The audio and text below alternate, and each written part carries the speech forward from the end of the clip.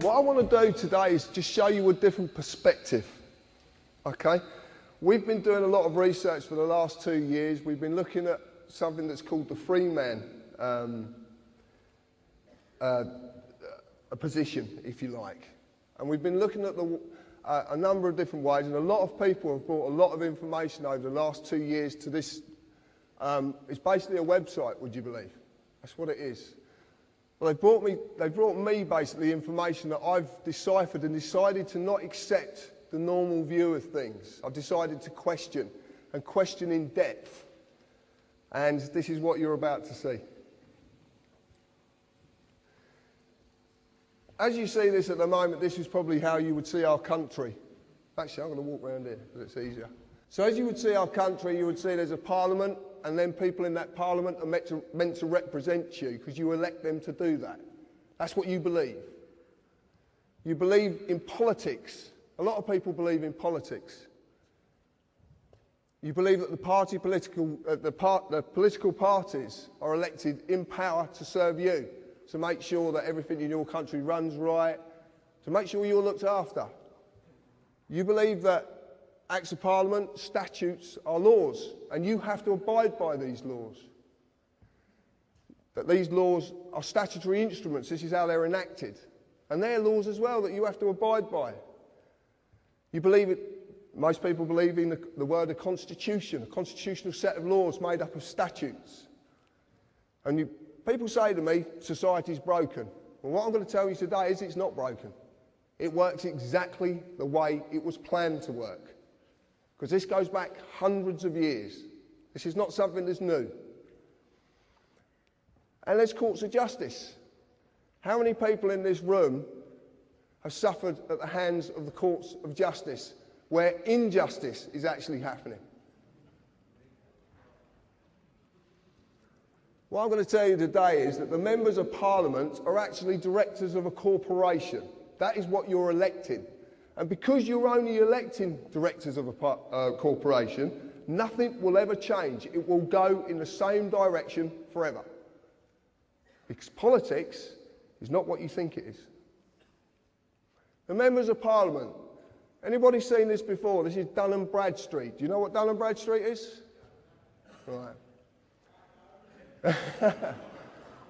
If you were going to do business with a corporation or a company in the world, then you can use Dun & Bradstreet, which at the moment is about 160 million corporations worldwide.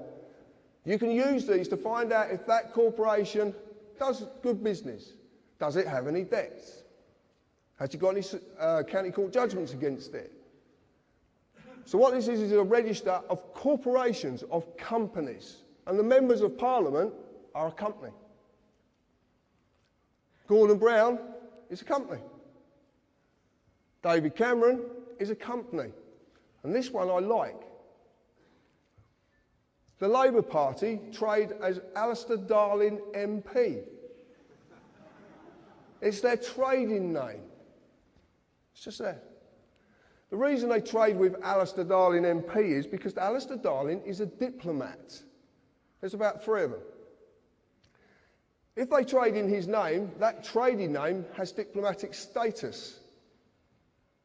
That means they can bend things and do things that you don't know about. It's a whole different way of doing things. This is what politics is about. This is what you believe to be the people representing you are doing, but they're not. This is what they do. So we look at politics as pertaining policy, an administration of a government, a plan or a course of action, also defined as a political party, corporation, written contract or a certificate of insurance. Acts of Parliament become statutes, primary legislation. You know what legislation is? You've heard this word, yeah? No? Internal or enacted, enforced by statutory instruments which are secondary legislation. Council tax is a statutory instrument enacted on the 1st of April 1993 under the primary legislation, the Local Government Finance Act of 1992. But when we look at a statutory instrument, we find it's a created, written, legal contract. It's not law. Where does it say it's law? Can you see it? Society. So I'm going to look at society and the contracts. Society, the socially dominant members of a community. Does this country have a socially dominant element who want to stay socially dominant? Right. It is a number of persons united by mutual consent in order to deliberate, determine and jointly act for a common purpose. Does that ring any bells? Contract is an agreement between two or more persons that creates or modifies an existing relationship. Offer, consideration and acceptance must be there or exist for a contract to be made. Then we look at a constitution, the fundamental rules, written or unwritten, which John explained earlier, that establishes the character of a government by defining the basic principles society must conform to. Do you have to conform to things? Do you? Do you pay tax? No. You don't? Join the club. You were not given a choice if you wanted to join this society. It was made for you at the time when you could not express a choice.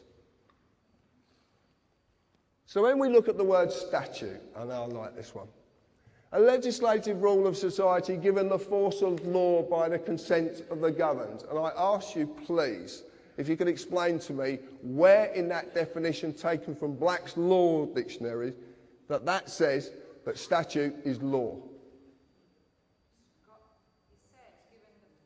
The force of law, but it's not law. Right. I will get to that, not quite yet, but I will get to it. From the neuter, everybody must know this word status. Is what our society, what does it rely on? Status. Yeah? That's what we want to do, don't we? We want to be better in status. More money, bigger car, bigger this, bigger that, better than next door neighbour. That's the word, status. And it all comes from this. Status is the legal character of a condition or condition of a person or a thing. It's not real. It's imaginary. Okay? Completely imaginary. And in the definition it actually shows that it's not law. It's given the force of law, which means it will apply to you if you consent. What does the word consent mean? Exactly. So what happens when you don't agree? It isn't law. Can't be given the force of law. By its own definition, it only applies to a person and not a man or a woman. How many people in the audience today think they're a person? Oh, come on. Yeah, right. The United Kingdom is a corporation. Now, up till February of last year, it was United Kingdom PLC. In February, and it's dissolved, and they've never, ever published their accounts. If you want to check that out, go on Companies House, because it's there. But on Dun & Bradstreet, they're now registered as United Kingdom Corporation Limited. Any corporation has employees. The employees are not just civil servants, they're all of you. Every one of you. If you have a national insurance number, that means you too are an employee. Company policy of this corporation requires you as an employee to pay tax, follow all the legislative rules of that corporation, in this case, statutes. As in any company, if you break the rules, you will be disciplined under that company's legislation. The police of the United Kingdom Corporation are all companies too. Run for profit. Because that's what companies basically do. They run for profit. And who are they making profit for?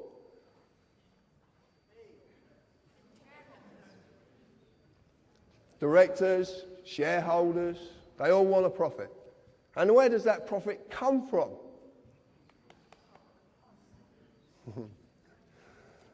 The corporate policy enforcement officers, their job is to enforce the rules of the corporation. The courts of the United Kingdom Corporation are all companies run for profit as well. If you break the rules, you will get an invite, which is a summons. You will there to their place of business to discuss your punishment. Except that they are not inviting you.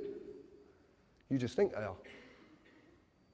Even the highest court in the land is a corporation, the House of Lords. So, we believe that the courts are issuing us justice. We believe that we're going to get a lawful trial. There is a massive difference between lawful and legal. Massive difference. You like this picture?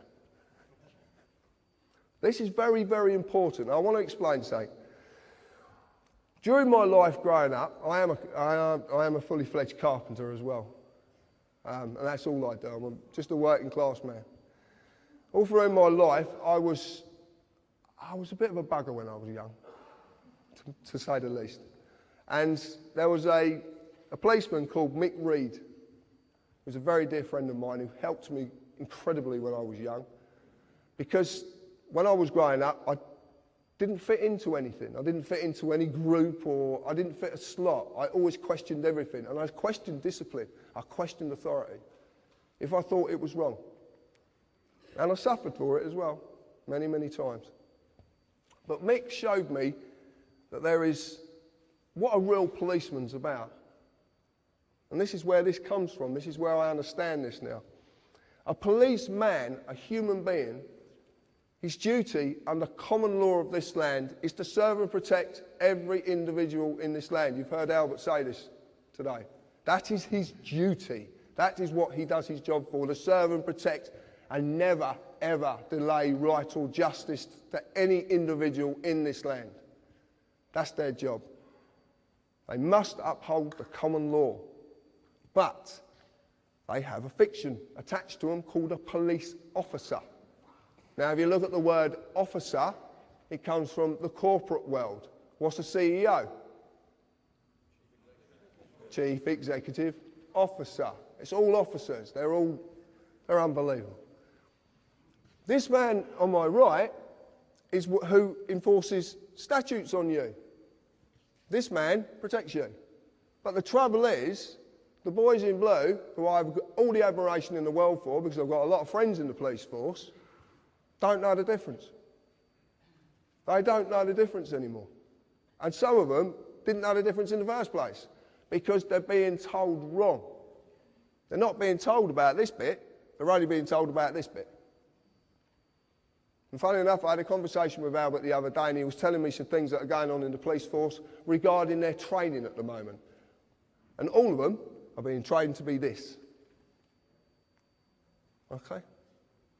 So when you meet these people, what we're trying to do is, I wouldn't say educate them, we're trying to try to bring them to an understanding of what they really are and what they're supposed to do. And I recently, same as Albert did, I went for a police force from down the bottom to a chief inspector, and made a chief inspector, overall statutory legislation, and you go back to common law. Anybody can do it. You just got to know the language to speak, because there's a language they're using against you that you do not understand. You might think you do, because it's English, but it's their language. It's called legalese. It's the language of the Law Society. Any society, I'll go into this in a bit, but any society, you can start a society tomorrow and create your own language. Anybody can do it. So we need to just gently tell these people. Now, we have methods of talking to these people that sometimes prevents us being dragged down ourselves. And I will be going into that. But it doesn't always work. Because if they're going to slap the cuffs off you and drag you away, they're going to do it. Okay? And you might as well just make it easy, but always let them know that you are protesting. Peacefully. No violence. No violence whatsoever. This is not about violence. It's a bit like Gandhi said, an eye for an eye just ends up with the world being all blind. I want you to watch this little video, and the man who made this video is actually up there.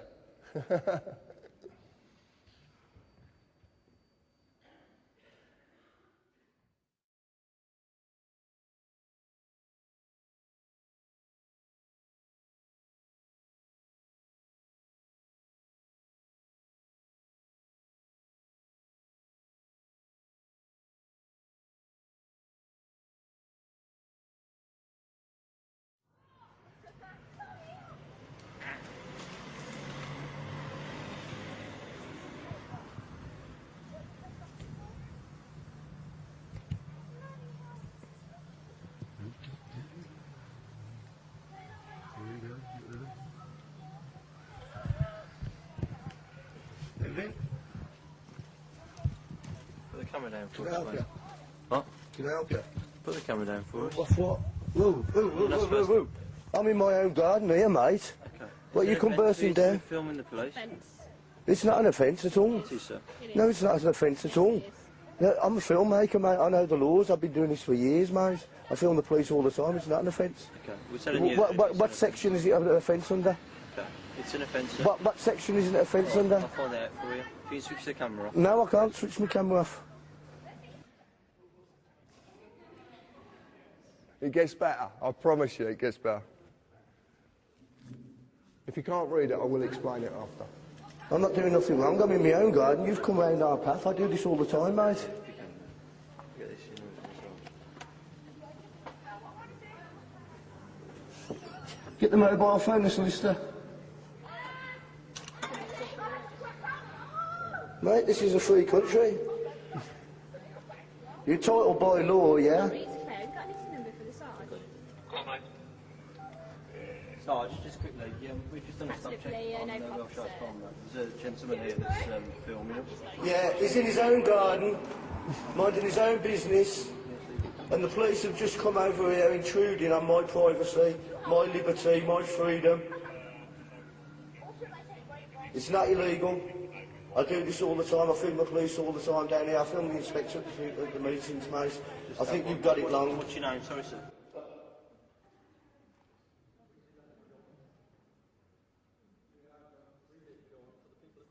No, I'll do it I after. think you've got it wrong, right? And you know what you ought to do, mate? You know what you ought to do?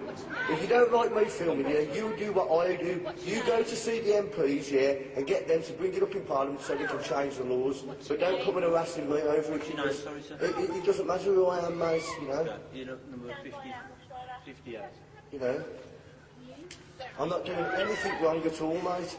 Nothing wrong at all. You just took it on your own head to come over and harass me, you know. This is England, mate, you know. This isn't communist China, you know that, mate. That was a blinder down. So, what are you doing here?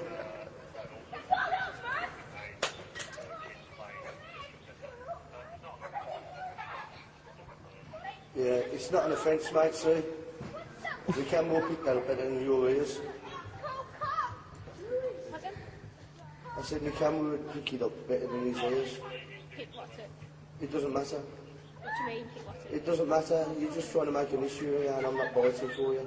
I'm not doing anything wrong. What did you say? I'm not doing anything wrong. What have you just said to that? It doesn't matter. I'm not doing anything wrong. I haven't done anything wrong. What are you trying to make an issue for? I've not broken no laws. You come over here harassing us, mate.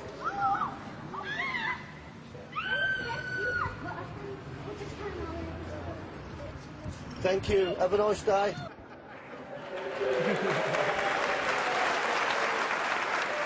Thank you, Darren, for that.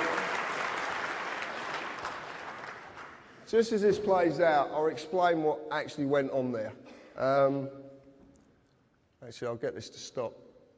Oh, actually, you don't need to see that yet. Oh, you can, actually. Right, just to let you know, all the police, I said all the police are registered corporations. City of London Police, up the top here, are registered. Northumberland, Gwent Constabulary, also trading as Gwent Police Authority. So they're trading, okay? They're trading. So that means they're companies who are trading for profit. But they need to generate that profit. And how they generate that profit is enforcing statutes on you. That's how they do it. Not law. It's policy. What you saw there in that video was 2 police officers trying to get a man to give his name and his address. Because in the world of a police officer, they can only act on you if you contract with them, because it's the world of contracts. Remember, the statutory instrument is a legally created written contract. So they're contracts. He needs you to give your name and your address because he needs to act on your person, not the man or the woman. Darren, who would admit it as well, he stood up there, didn't actually know what he was doing at that time, and he's laughing his head off because he didn't. But the point is, this is natural. It's inherent. It's already in you. You've just been conditioned to not know it. That's all that's happened. When Darren wouldn't conform, what did the lady officer try and do? She tried to pick a spoil with him over any issue she possibly could find to try and enforce a statute. Now that is not a policeman or woman. That is not upholding the law of this land, the real law of this land. Okay, that is a corporate enforcement policy agent. So you now understand there is a big difference between the two, a massive difference. And they are, I promise you, you can check this out yourself. You can go and do all this stuff, and if you notice at the top, it says company search results. This is not something I've just made up on, I couldn't even if I tried. So what is legalese? It's a language that can be created by any society. Corporation can be such a society. Legalese is such a language. In English, it is English, but some words have very, very different meanings. Example, legalese is a language of the law society. Check it out for yourselves. One of the things I was going to say before I come on and I forgot is to say to you, do not take a word I'm saying as being the truth. Don't. Go and look at this stuff yourself, because that's the only way that you will suddenly realise what's going on. The truth is only the truth when you know, when you realise it. I could tell you all afternoon long, but until you realise it, it's meaningless. It's down to you to realise this. The examples. Must is synonymous with the word may. When someone says to you from a corporation, you must, they're actually giving you a choice because they can't force you. They're not allowed to, because it's not law. It's only policy.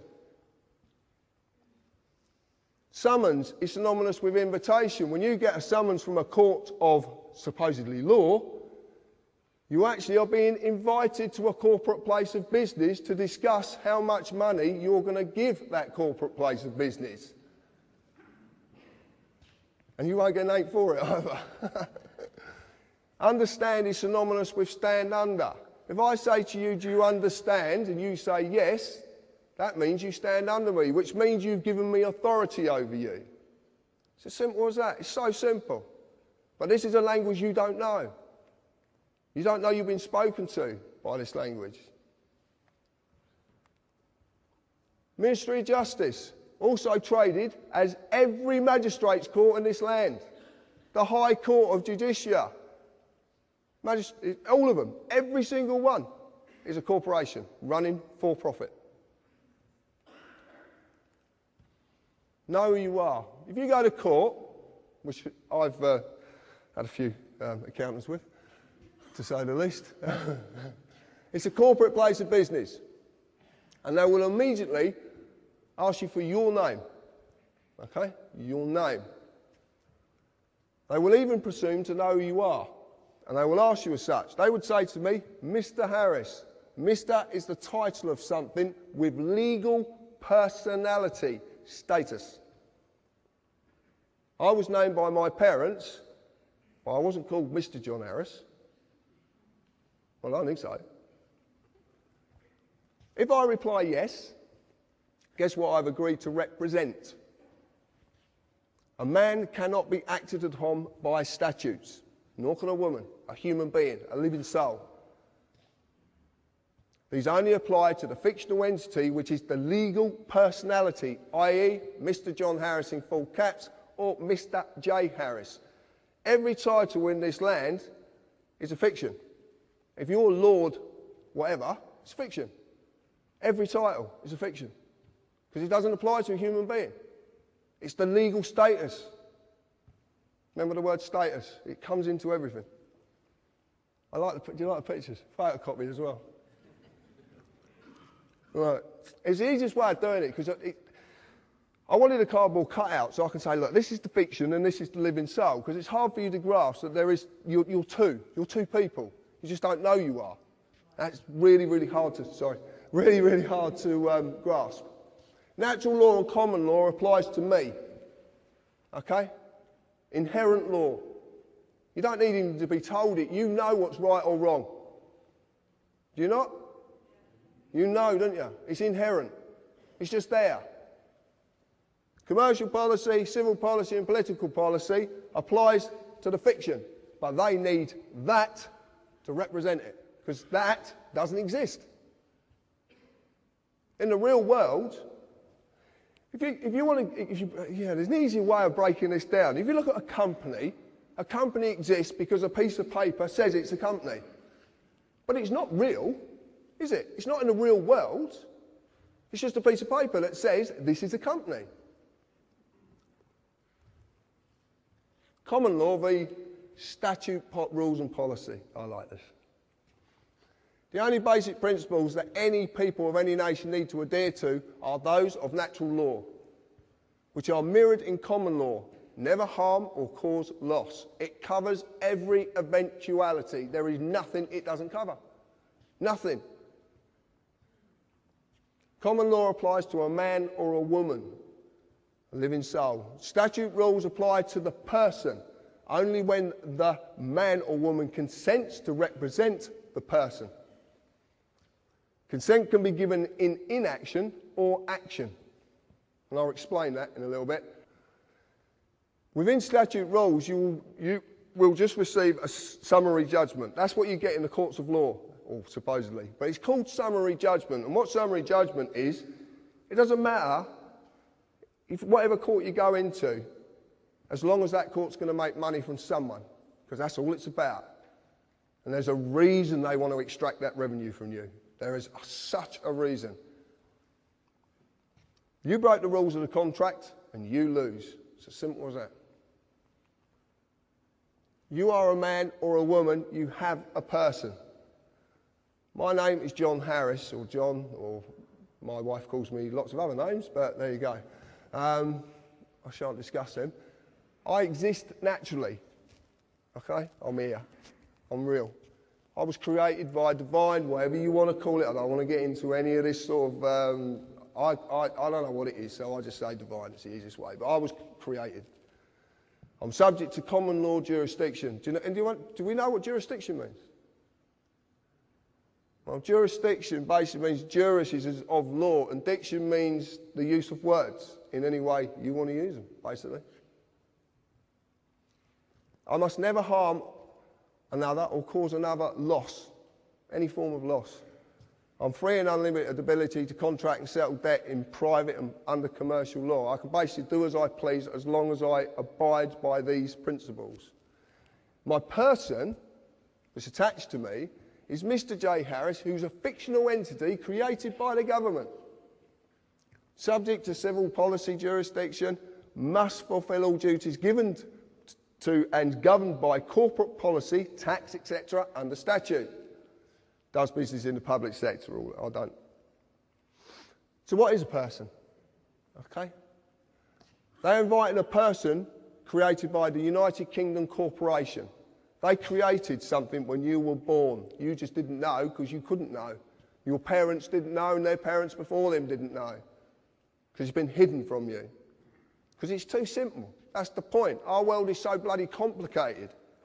But it's not complicated. Everything complicated has a very, very simple foundation.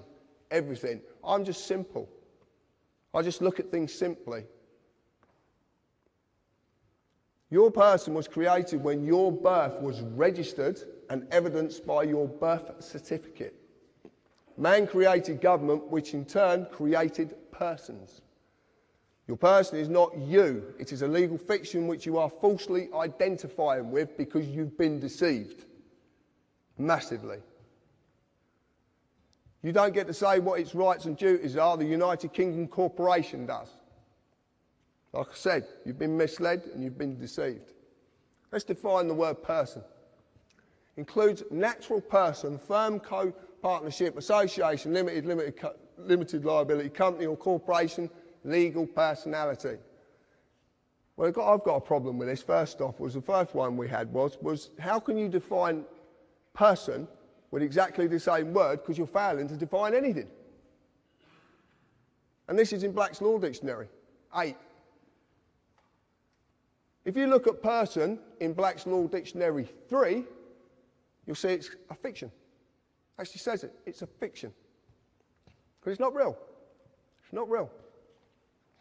And I want to ask a question as well. Why would you need 8 revisions of one dictionary of law? For what possible reason? Why would the words change? But why would they change? A word means something and it never changes. So if it's being changed for a reason.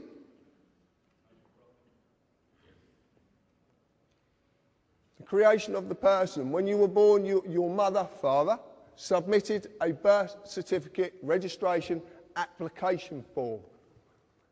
In the formulation of any limited company corporation, there is always a certificate of registration to create its legal personality. Your fictional person, known by Mr., Mrs. or blah, blah, blah, you can see it up there, is created by the same means. So this is interesting as well. People like, I couldn't believe this. When I actually found out, and this comes from Rob Bernard. Do we know who Rob Bernard is? Yeah, good. I'm glad. Right. When you submit, you are bending to another's will. Okay? So you're bending, you're agreeing to bend to their will. When you register, you are handing over title ownership of whatever you're registering to whoever you are registering it to. You actually physically hand this over. And in doing this, you acknowledge the transferring of that authority. When you apply, it actually means you're begging. And when you beg, it's assumed you know what you're begging for and you know what you're going to give up. That's what this means. Most of the time, you actually volunteer an application. You actually volunteer. You're not made to do it. Did I make you get a credit card? But you submit an application. Everything in this, the whole world is created, it runs on submitting applications for this, submitting applications for that. I'm waiting for health and safety to say I can't put a pencil behind me here because I'll get a splinter. But it's going to come, and you know it's coming. You know. That's why you're laughing. Right, this is the document. This is unbelievable. Right, this is, you've all seen this, yeah? You know what this is, yeah? Birth certificate. Right. You get a certified copy, you do not get the original, because that goes somewhere else. This up here, when you actually look at this, you look at this, and you get your own. When you get home, or you get your kids, whatever, get this document and look at it, because it's phenomenal what they've done. The name of the person's being created in capitalised surname. See the surnames in capitals, okay? It's a fiction. This is being created. That fiction is going to be created there. But what they need is, they need another fiction to do it.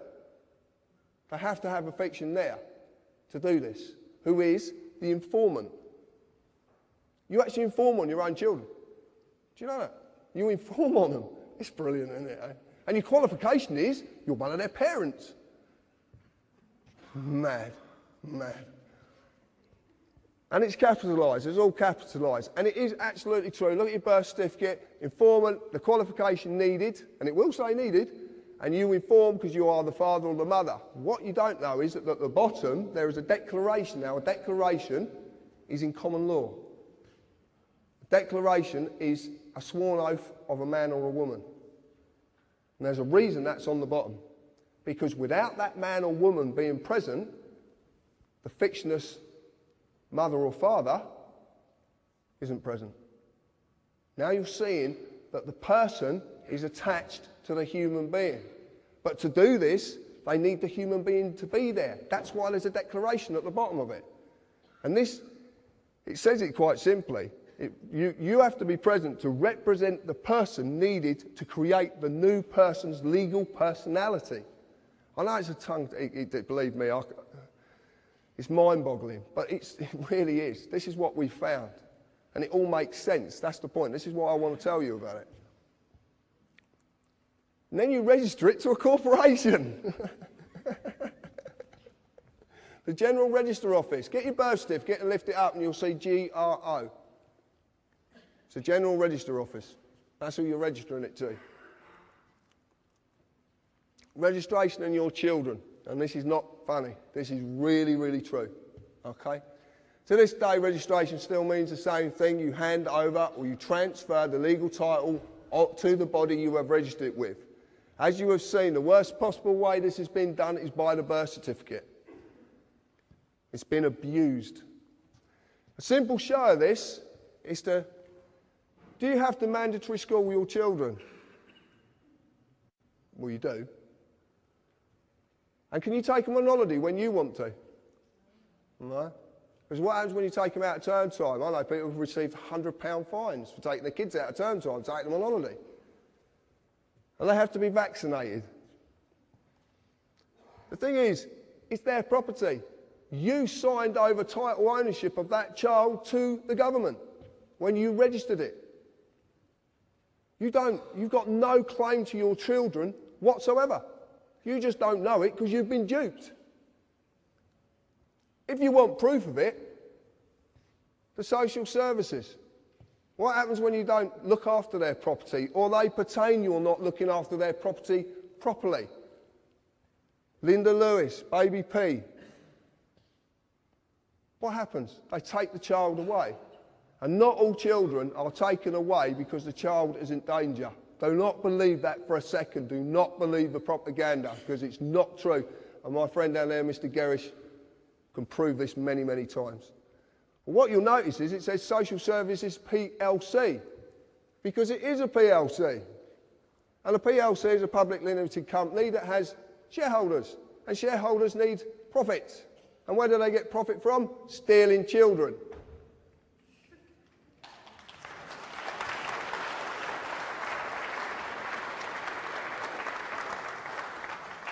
I couldn't believe this when I found it.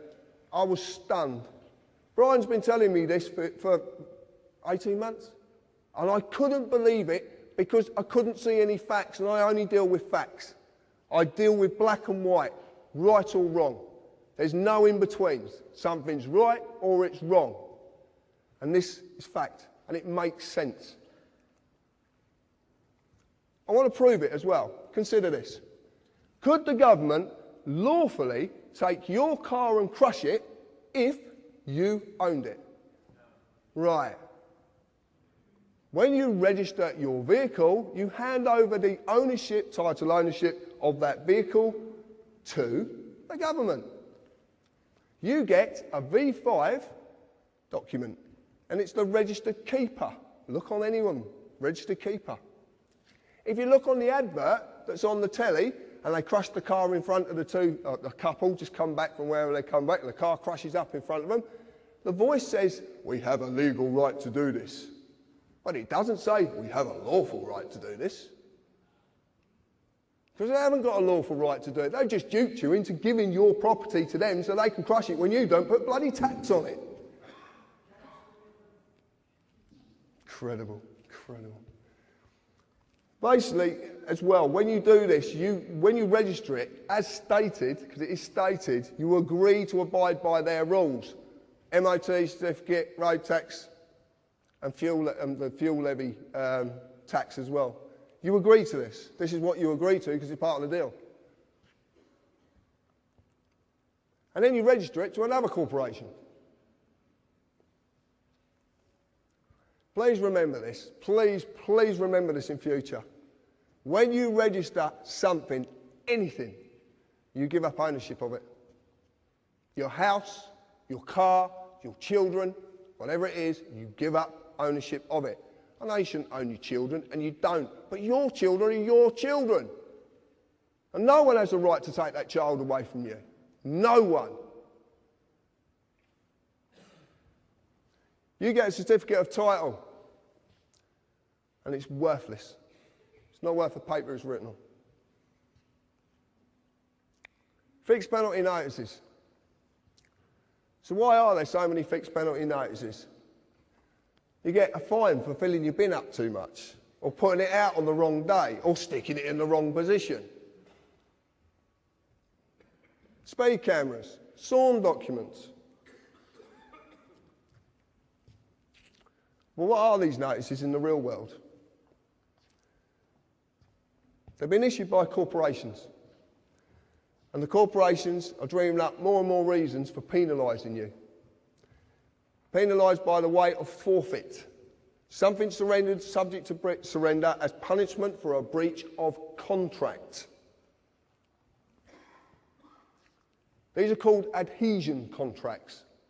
An adhesion contract is a type of contract that is legal and binding agreement that someone writes, makes it their, they basically do as they please. They've got all the bargaining power, they attach it to you, and it's to their advantage. A notice is not a bill. A notice is not a demand.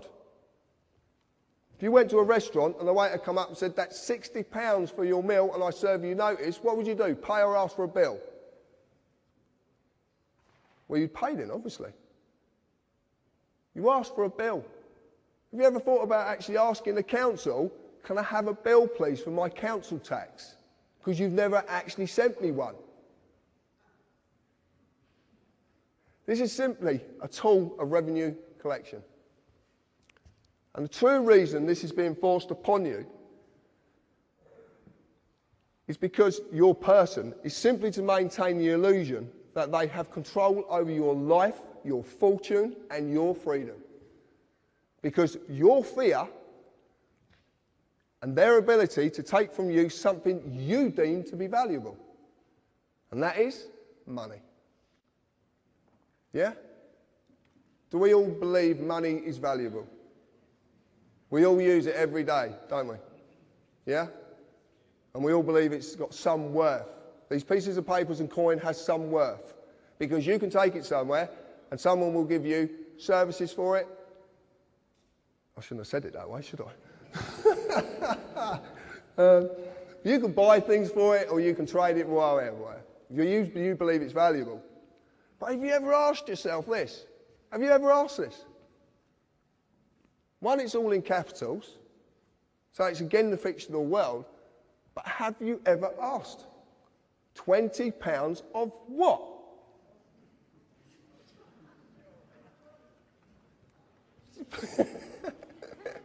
It's true though, isn't it?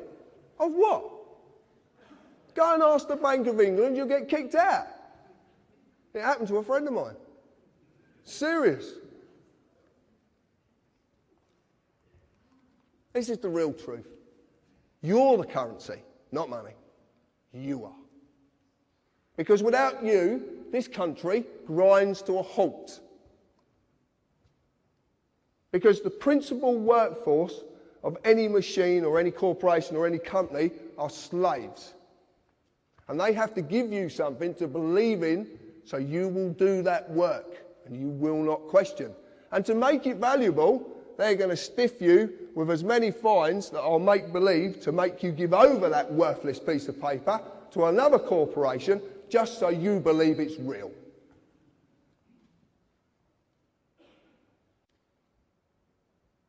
No?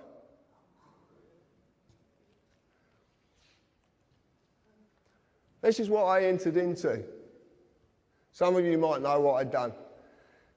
A friend of mine, Robin, who sat in the audience, gave me some information once. And funny enough, another gentleman who sat in the audience gave me the same information. And I looked at it, And it's called lawful rebellion. It's actually wrote in Magna Carta 1215. It's Article 61. Now, I know a lot about Magna Carta now, and I know that Magna Carta certainly wasn't right for us. And we can't use it. We can't use it. But we can use the method of lawful rebellion, because lawful rebellion says, and what Article 61 actually says, it says lawfully hinder, and it says you must never ever use violence. We can't sort this out with violence. Because if we sort this out with violence, violence will always ensue.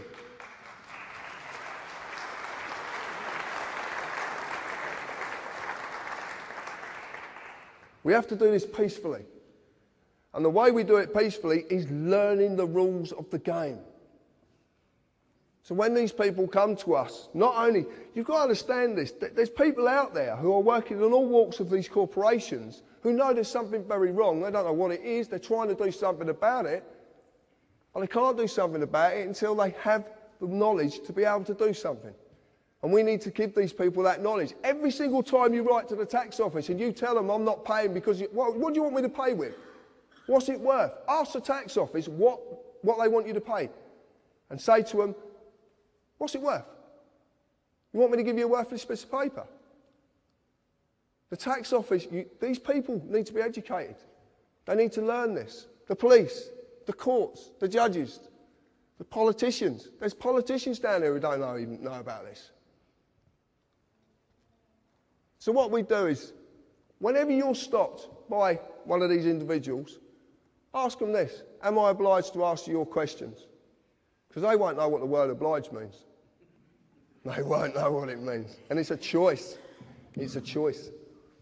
And then ask them, under what authority and under what law are you acting? The reason being is because if they say to you, it's under this law, and then they suddenly say, and you prove it's a statute, an act of parliament, that says it in itself, an act. Parliament, that's all it is. It's theatre, it's an act. Shakespeare said it, the world's a stage, and we're all acting. It's absolutely true. But when you say to these people, you can actually say this, and this is absolute fact, because I'm just about to do this to the Chief Constable of Devon and Cornwall Police. Failure to differentiate between a statute and a law is gross negligence that's equivalent to the common law crime of fraud. They're committing fraud. They've committed fraud on you from the day you were born. This applies to anyone who is trying to enforce these statutes. You are a man or a woman. You are not a person. You are not a person. The legal world is the same as your person. It is a fiction. It's an illusion. It is not real. You just believe it is because you've been duped. And they've made it so bloody complicated. But it's not complicated because it doesn't exist. It's not real. The corporate employees must get a man or a woman to represent the person before a contract can be formed. That's absolutely true. They will ask you your name, they'll ask you your address. When they get your address, they've got joinder. Because there could be 100,000 John Harrises in England. They need that address to get joinder, so they can prove who you are. The second you do that, the human being has said, yes, I'm the person. Remember, there is no justice in this country. And there isn't any justice in this country. I see it daily. I have people contact me. I hear the most sad stories. I know a lady sat in the audience, who is, I know that her story is incredibly sad about her dad. And I've listened to it, and I want to help her, and I can't help her. Not at this moment. I have a way of doing it, though. There is no justice. You will only ever receive summary judgment. They just want to extract money from you because they want you to still believe that this stuff's real. For every court, even the highest court in the land is a profit-making corporation, and it runs under the United Kingdom Corporation. This is the only way you can do it, and I'm not asking anybody to do this. I've never asked anybody to do anything that I do. I want to save my country. I don't want to save this country, in fact. I want to save this island. Why have we got borders? Why do the English hate the Scottish, or the other way around? Why do the Welsh? Why have we got borders? Because we've been divided. Because when we're divided, we can't unite. We've been divided by languages. Political parties were designed to divide people. The only way to get rid of this once and for all is to sacrifice the person. To sacrifice the person is to remove that person completely. That means the birth certificate has to be destroyed. And it can be done. I've seen a way of doing it. Massive implications, but it can be done. And I am going to do it. Because I am not living in this society 1 minute longer than I have to and watch my fellow human beings suffer under it. I will find a way to get out of this, and I will succeed. The reason being is because what I'm doing is right.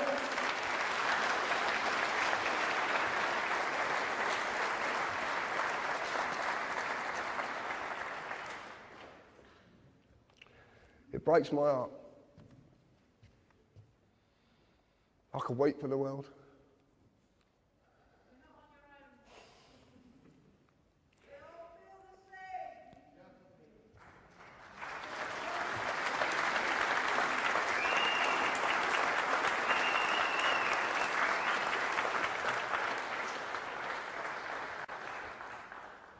And if anybody ever tells you that a grown man can't cry, yes, he can. Thank you.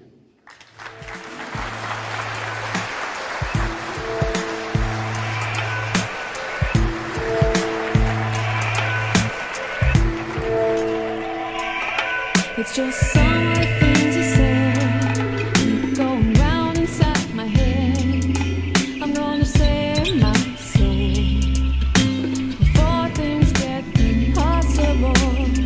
I should have seen the signs, and they were right before my eyes. You could have saved my soul. I fall rolled across the bed. I think I saw him sail away, not like those before. I'm just another body washed up on the shore, a curse on my bones. We made a pact among the stones. He could have saved my soul. He could have saved my soul.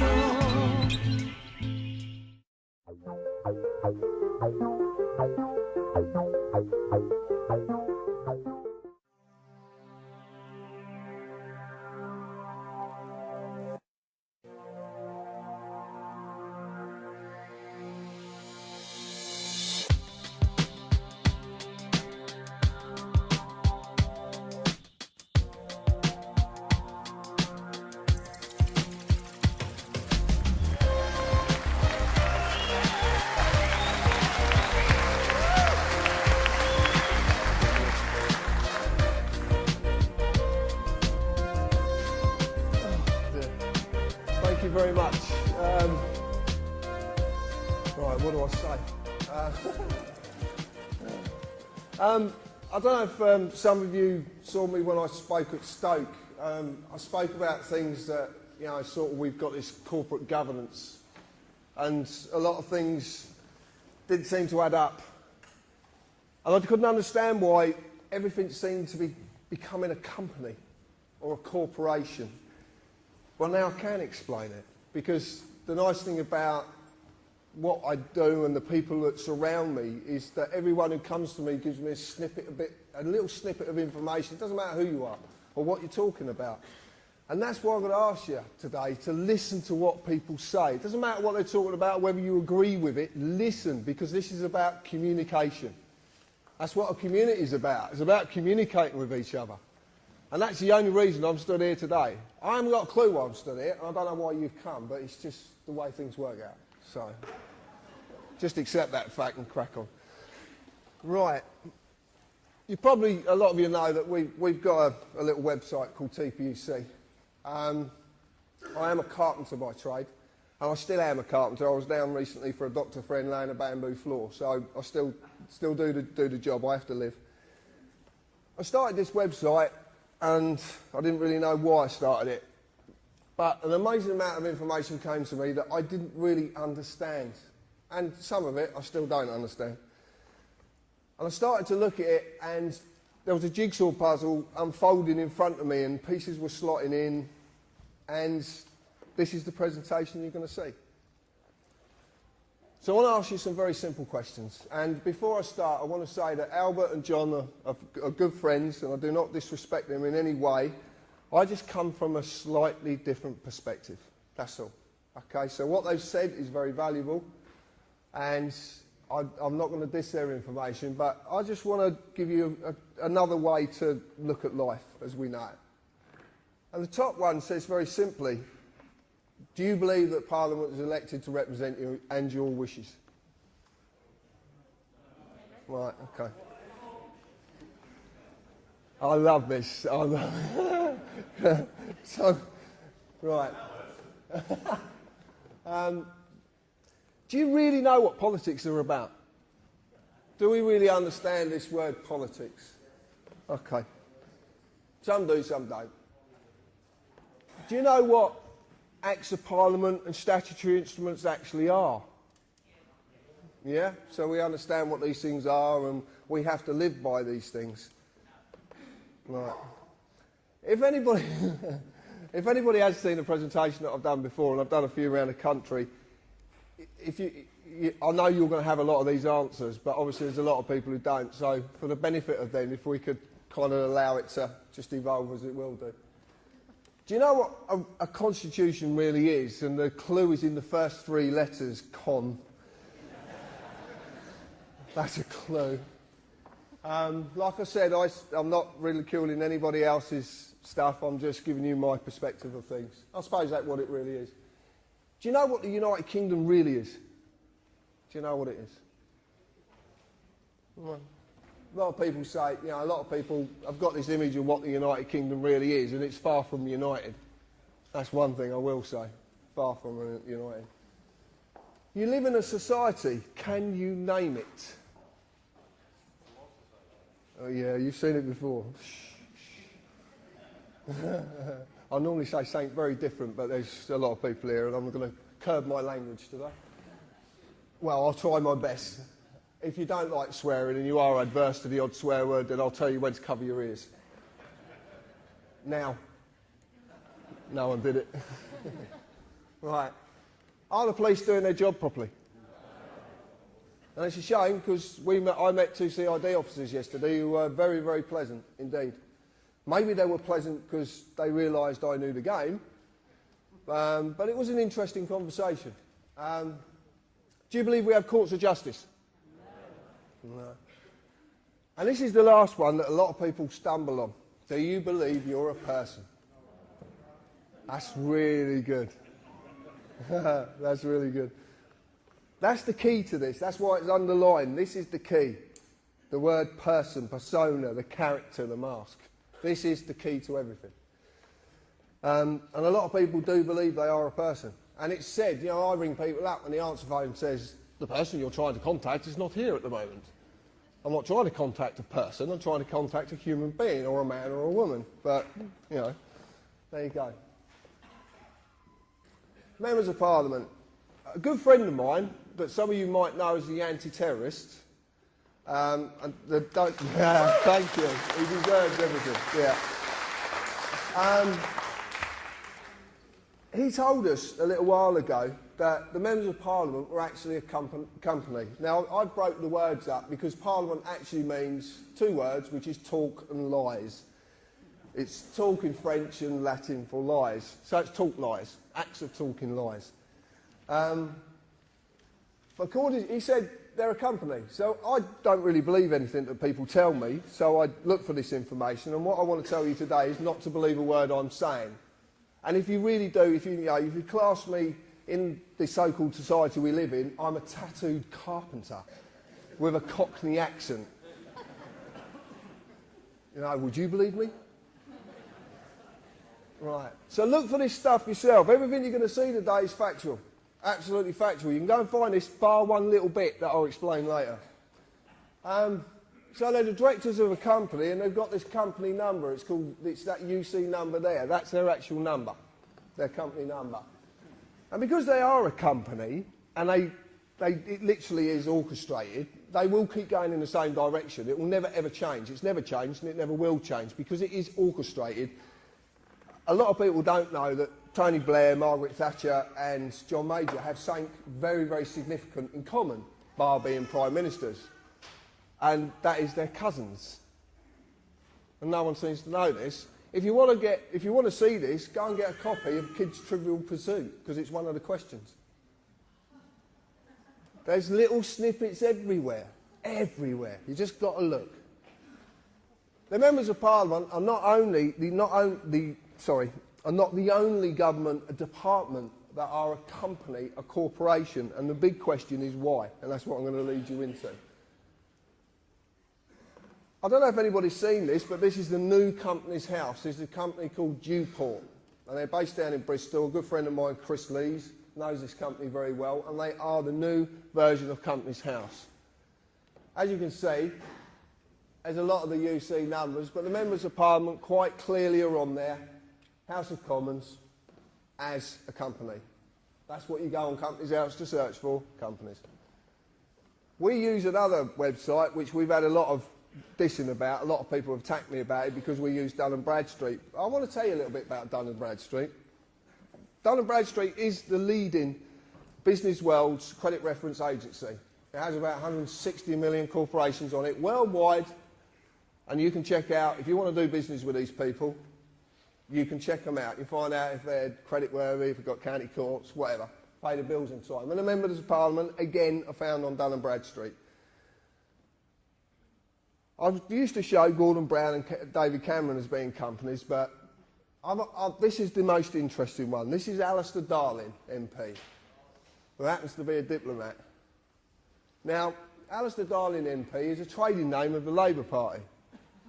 So the Labour Party trade in its name with diplomatic status. If you understand diplomatic status, that means that certain laws and legal positions can be circumvented. They could actually get round things. One of the things that they did get round, one of the things that they hid, was this information here. We recently did a bit of work and looking into a company called Consignia Customer Management Limited. And out of the blue, someone contacted us who could supply us company credit reports free of charge as well, which is even better. So he said to me, tell me the company and I'll get you the report. Okay, fine. So we put him to the test. And lo and behold, we did it with Consignia. Now, Consignia is a PLC, it's a private limited with share capital company, and its company status is it's non-trading. And it hasn't been trading since the 4th of the 11th, 2002, which is very, very interesting with some information I'm going to give you in a little while. It's a part of a group of 35 companies under its ultimate parent company, the Secretary of State to Trade and Industry. Now, there's a few implications with this, including 2 foreign companies, as you can see up there, including as well 10 Royal Mail companies, the holdings, the pensions, everything. It's all held under this company, under this ultimate parent company, Secretary of State of Trade and Industry. Who was the Secretary of State of Trade and Industry? Mr. Darling. Now, I find that quite interesting, that a government position that is meant to be paid for off of taxpayers' money, off of your hard-earned money that's taken away from you, is the ultimate parent company of a group of companies. But it's meant to be a government department. So what's going on? But it gets deeper than this. It gets even deeper. Because we started to look at the post office and someone sent us this information just recently, and it actually turns out is if you're on the dole and you get a gyro, you generally have what's called a post office account. A lot of people remember these post office accounts, you get the little books. Well, the post office accounts now are owned by JP Morgan Europe Limited. Now, we've had this confirmed by HM Customs and Revenue. They've actually confirmed that that's absolute fact. So you have a foreign bank now that owns part of the post office. Very interesting. But what's even more interesting is that a non-trading company, since the date I gave you, is trading as TV licensing. TV licensing takes $3 billion a year off of you to a company that doesn't exist, that's part of the Secretary of State of Trade and Industry. Things are not right. Things are not right. I could put a lovely swear word to that, but I'm not going to. I could though. So there's something very, very wrong, okay? And this is all hidden.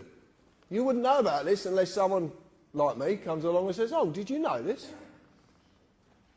So I started to look at politics, because I didn't understand politics, and certainly didn't understand what Parliament, like, you can understand the formulation of Parliament, the history of Parliament, I understand that. But I looked at it, and I'm not going to read it out because it doesn't need to be read out, because it says exactly what's clear. But the interesting part about it is what policy is, because it's actually a written contract. And it's the contracts that are the most significant here. They're the most important part of this. Because what you live in is contract law. You live in the law of money. They call it the colour of law, the colour of money, but it is basically contract law. That's what you're living in. But it's done via deception, because you just don't know. So when you look at an Act of Parliament, which becomes a statute, which is primary legislation, which in turn is enacted and enforced by statutory instruments, which is secondary legislation. Council tax is a prime example. There's thousands of examples, but council tax is one that sort of hits home with people. Because people I know, you know, when I was speaking to a lady in a garage, and once she'd paid the council tax and all the bills, she actually had £20 to feed her child and herself every week. Now, there's something very wrong there, very wrong indeed. And the government said to her, well, if you quit your job, we'll look after you and pay the tax. But because she wants to go and do a job, she is penalised and survives on £20 a week. Most of you spend more on that when you go out for a meal. Just brings it home. It brings it home. So council tax is a statutory instrument. You can check this out for yourself. Go on the OPSIS site. Enacted on the 1st of April 1993 under its primary legislation, the Local Government Finance Act 1992. Now there's a little trick goes on with this. It's quite clever. Because if they put an act through, which they did the Terrorism Act, is a classic example. Terrorism, well, I'll talk about that in a little bit later, because something very significant about it. When they put an act through, they don't have to enact every part of the act. And have you ever read these things? Oh, dear.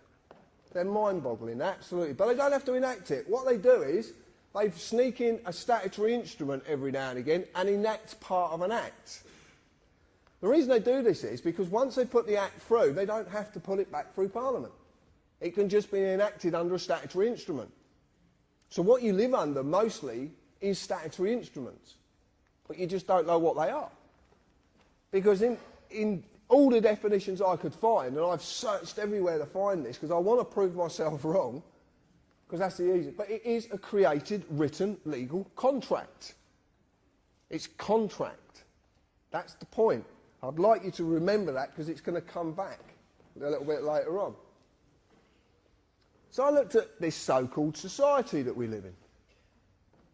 And I looked at the meaning of society, number of persons united together by mutual consent, which is very important, in order to deliberate, determine and act jointly for some common purpose.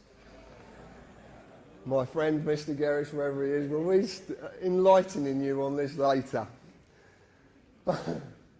But society basically really, all it really means is the socially dominant members of a community. The people who actually say, I'm better than you because of my position, because of my status, because of the clothes I wear, because of the way I walk.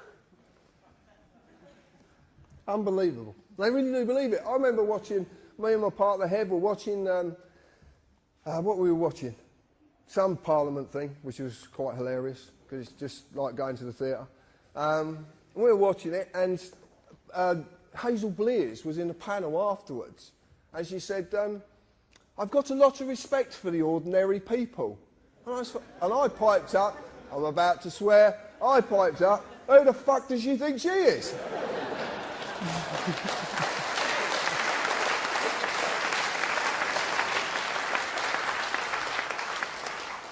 But it all evolves around this word, status. And there is no mistake that statute comes from the word status, I promise you. But I'll go into that a little bit later. The common purpose of our socially dominant members of our community is to maintain their social dominance off your backbone. And that is what's happening the world over. Okay? Doesn't matter, people tell me about New World Order and all this, and there's, you know, yeah, okay, you believe in what you want to believe in. There's nothing, I can't tell you not to believe in nothing, and it's not for me to do. All I'm saying is the socially dominant members of the world want to maintain their social dominance, and the only way to do that is to keep you enslaved. And slavery is a harsh word, but it is the truth. And it's not about colour. That's just, it's not how we look, how we speak, or what we look like. Everybody in the world who is not the socially dominant is enslaved. But they are as well, and I'll explain that in a little bit. So we've got the socially dominant members. This is simply the Law Society. This is the society you belong to, but as a man or a woman, you're not a member. And I'll explain. So I looked at contracts. An agreement between two or more persons. There's that magic word, persons. That creates or modifies an existing relationship. There must be mutual consent by all parties. Otherwise, the contract cannot exist. Cannot exist unless there's mutual consent. And this is very important. It's another thing I'm going to come back to. So I looked at a constitution, which John explained earlier, the way his take on it. And, you know, pretty much that's it, basically unwritten. John talked about the American Constitution, our Constitution, ours is unwritten. The reason I see ours is unwritten, because something that's not written down is easier to manipulate.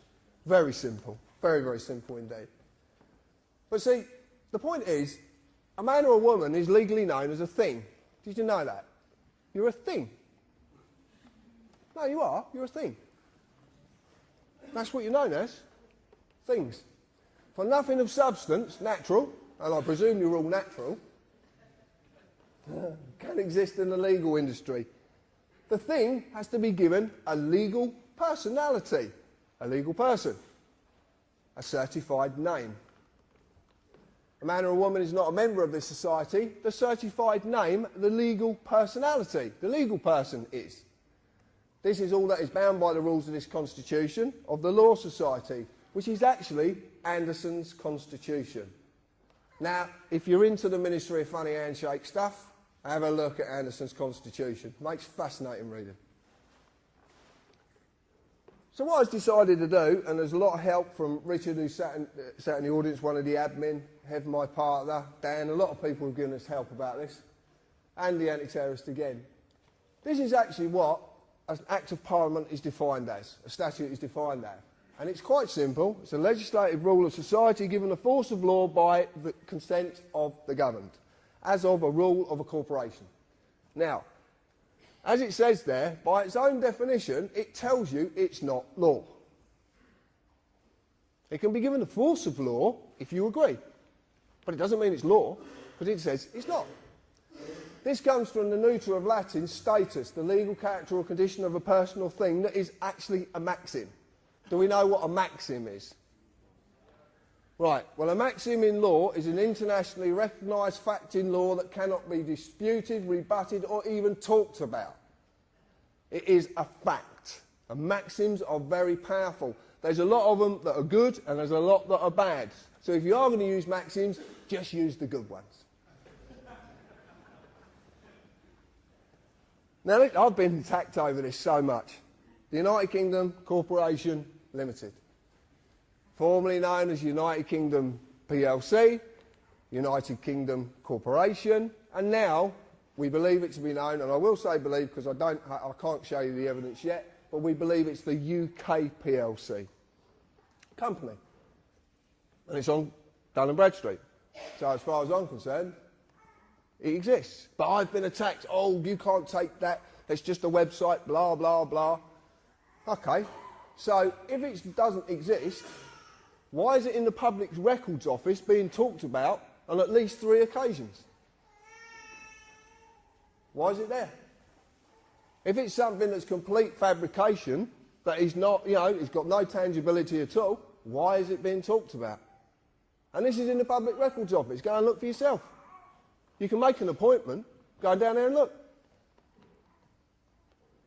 United Kingdom Corporation has employees, and that's not just civil servants, that's anybody. Anyone who has a national insurance number is an employee. And I want to ask you a very simple question. If you have national insurance, why do you need any other insurance? But surely it covers every eventuality and everything. You've got national insurance, and you've even got a policy number.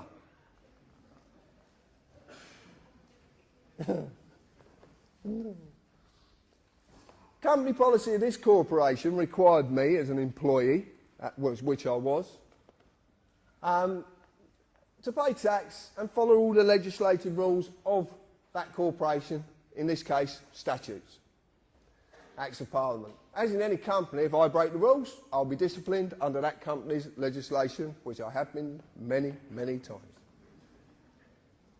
Now, the disciplinary procedures of the United Kingdom Corporation are quite simple. See, because the police of the United Kingdom Corporation are all companies. Oh, shock horror. No one believes me. Not companies. Oh, they can't be companies. They're the police. How could they possibly be companies? But they are, because they have to be. As corporate policy enforcement officers, their job is to enforce the rules of the corporation. They're kind of divided in two, because they have a common law duty, which is the oath of office, which Albert's talked about, and other bits and pieces. And then there's another side to them, which is a corporate side, which is very interesting. All the courts in the United Kingdom, including the highest court in the land, are companies. Every single one of them. And they have to be. If I break the rules, I will get an invite to their place of business to discuss my punishment. And as I've said, I've been many, many times. Many times. Except they are not inviting me. I just thought they were. As you do. And that even seems the highest court in the land, which is... Thank you. House of Lords. Why is the House of Lords a court? Yeah, come on, John. The House of Lords is a court because originally, and it actually still stands to this day until the 1911 Parliament Act smashed it to bits, but actually the original system was that any legislation coming into this country had to go past the judiciary. Correct, John? So, the House of Lords was the judiciary. It's part of the judiciary. It's actually the highest court in the land. But it's a company. Exactly the same. All companies. I want to talk about my friend here. And I modelled this on a very dear friend of mine, Mick Reed. And I've got quite a few friends in the police force who I kind of got to know when I was young. Now, I modelled this on Mick because this is how I remember the police. And I know a lot of people in here will remember these people. They're few and far between now, but they do still exist. You just have to try and get through the other part to get to this. But they do exist. So we got this policeman. And when I was growing up, I was a pain in the arse to these old boys. And one particular, I grew up in a village and we had a copper on a push bike, which is not very clever. You know, especially when you're driving motocrossers across the field, you know, he can't really keep up. He did try, bless him. He did try. But his name was Bob Searle, a lovely man. But Mick could have nicked me 100 times, but he knew that nicking me, because I was very mixed up when I was a kid, he knew nicking me would not solve the problem. He knew what I needed was help. I needed to talk to someone. So he used compassion, he used friendship, and he used discretion. And John talked about this a minute ago. This is what a jury holds. It's called discretion. This is why nullification of a case can be performed by you. Because you can go against a law or a corporate act policy if you believe that policy to be unfair in them circumstances. This is called discretion, and this is what these men and women have, discretion.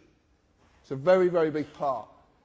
Duty under the common law of this country to serve and protect and uphold the law. There's a massive difference between upholding the law and enforcing something. I'm not going to say law because it's not. But there's a massive difference. But people just don't seem to realise there is one.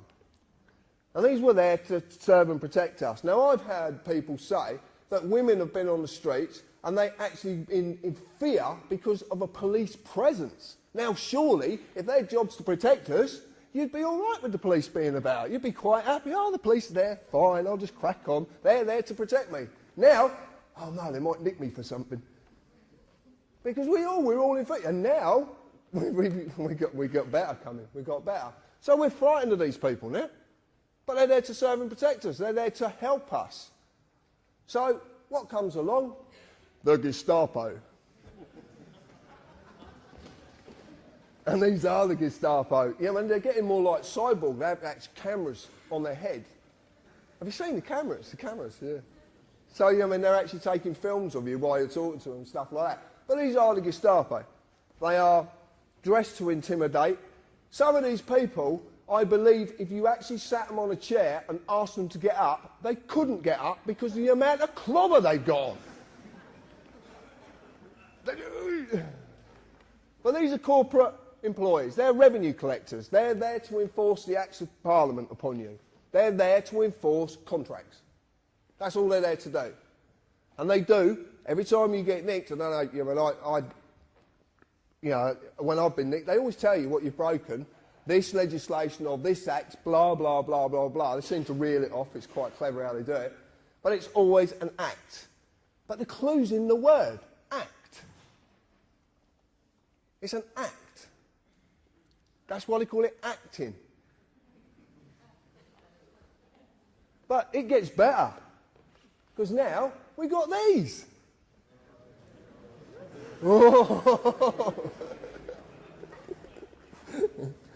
There's a great story about this one. I'm not going to tell you, but there's a great story. So what we've got is we've gone from all of this to these. And this is, as you know, a police community support officer who actually has no powers whatsoever. Nothing at all. But we know that they were given a warrant card and a copy of PACE and told to put it somewhere because you're not going to quite need it yet, but you will in the future. Now that's a very interesting thing to say to someone. They definitely are a corporate employee because they hold no oath of office. Absolutely no oath of office whatsoever. So, the way this country is structured is, unless you hold an oath to the Queen, to the Sovereign, then you have no authority. And how it simply works is this. The Queen is the highest authority in the land because she's a representative of our sovereignty, because we're actually the sovereigns. We didn't do it, but we invest that into the Queen, and then everyone who's taken authority has to have an oath to the Queen, i.e. the judiciary, the police, MPs, the Lords, all of them. They have to have an oath. And this is why these people are on the streets without an oath, because this is to get you used to people who can't have any authority, have an authority under a corporate banner for a very, very specific reason, which I'll lead into. Now, I want to explain something, because people actually say to me, you're against the police. I am not against the police in any shape, form or fashion. I just want them to do their job properly.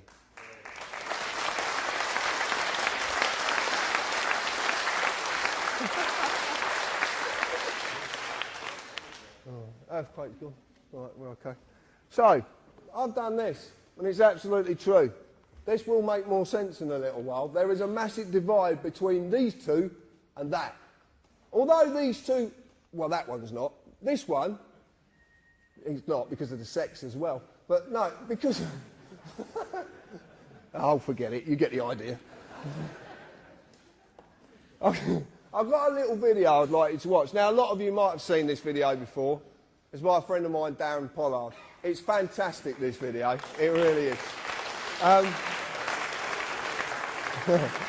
I'd like to explain that there is some writing in it. You might not be able to read it.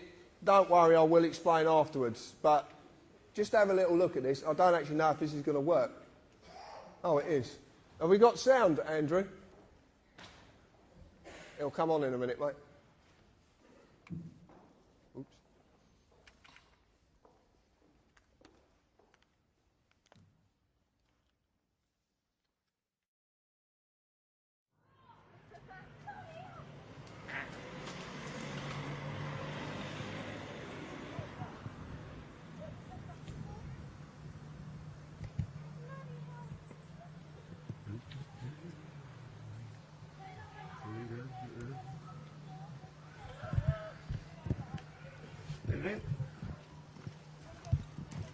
camera down for Can I us, help mate. you? What? Can I help you? Put the camera down for us. What for? Whoa. I'm in my own garden here, mate. Okay. What, Is you there come an offence bursting for you down? filming the police? Offence. It's not an offence at all. It is, sir. No, it's not an offence at all. No, I'm a filmmaker, mate. I know the laws. I've been doing this for years, mate. I film the police all the time. It's not an offence. Okay. We're telling you. that it's What an offence. section is it an offence under? Okay. It's an offence, sir. What section is it an offence under? I'll find out for you. If you can switch the camera off. No, I can't switch my camera off.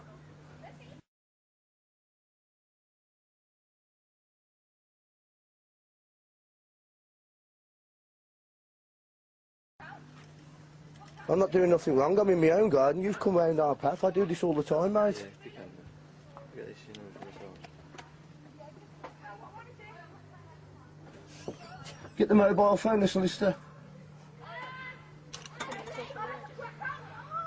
Mate, this is a free country. You're entitled by law, yeah? Sorry, it's Claire. Have you got a listing number for the sergeant? Sarge, just quickly, we've just done a stop check Absolutely, on no Welsh problem, House sir. Farm. There's a gentleman here that's filming us. Yeah, he's in his own garden, minding his own business, and the police have just come over here intruding on my privacy, my liberty, my freedom. It's not illegal. I do this all the time. I film the police all the time down here. I film the inspector at the meetings, mate. I think you've got it long. What's your name? Sorry, sir.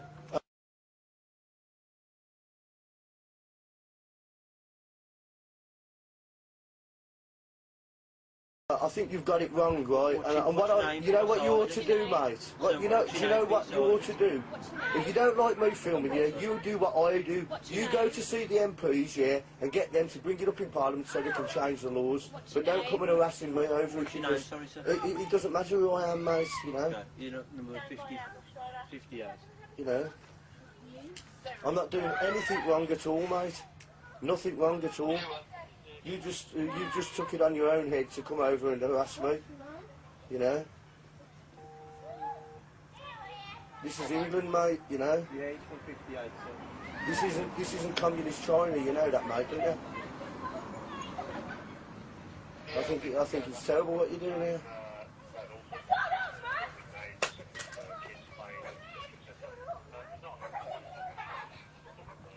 Yeah, it's not an offence, mate, see?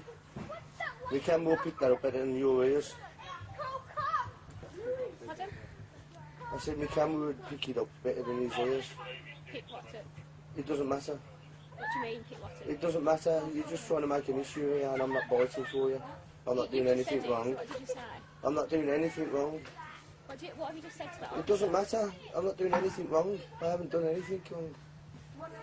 What are you trying to make an issue for? I've not broken no laws. You come over here harassing us, mate.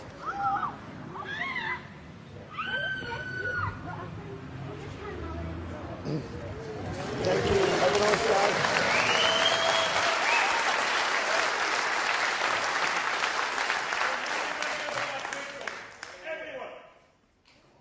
What was that?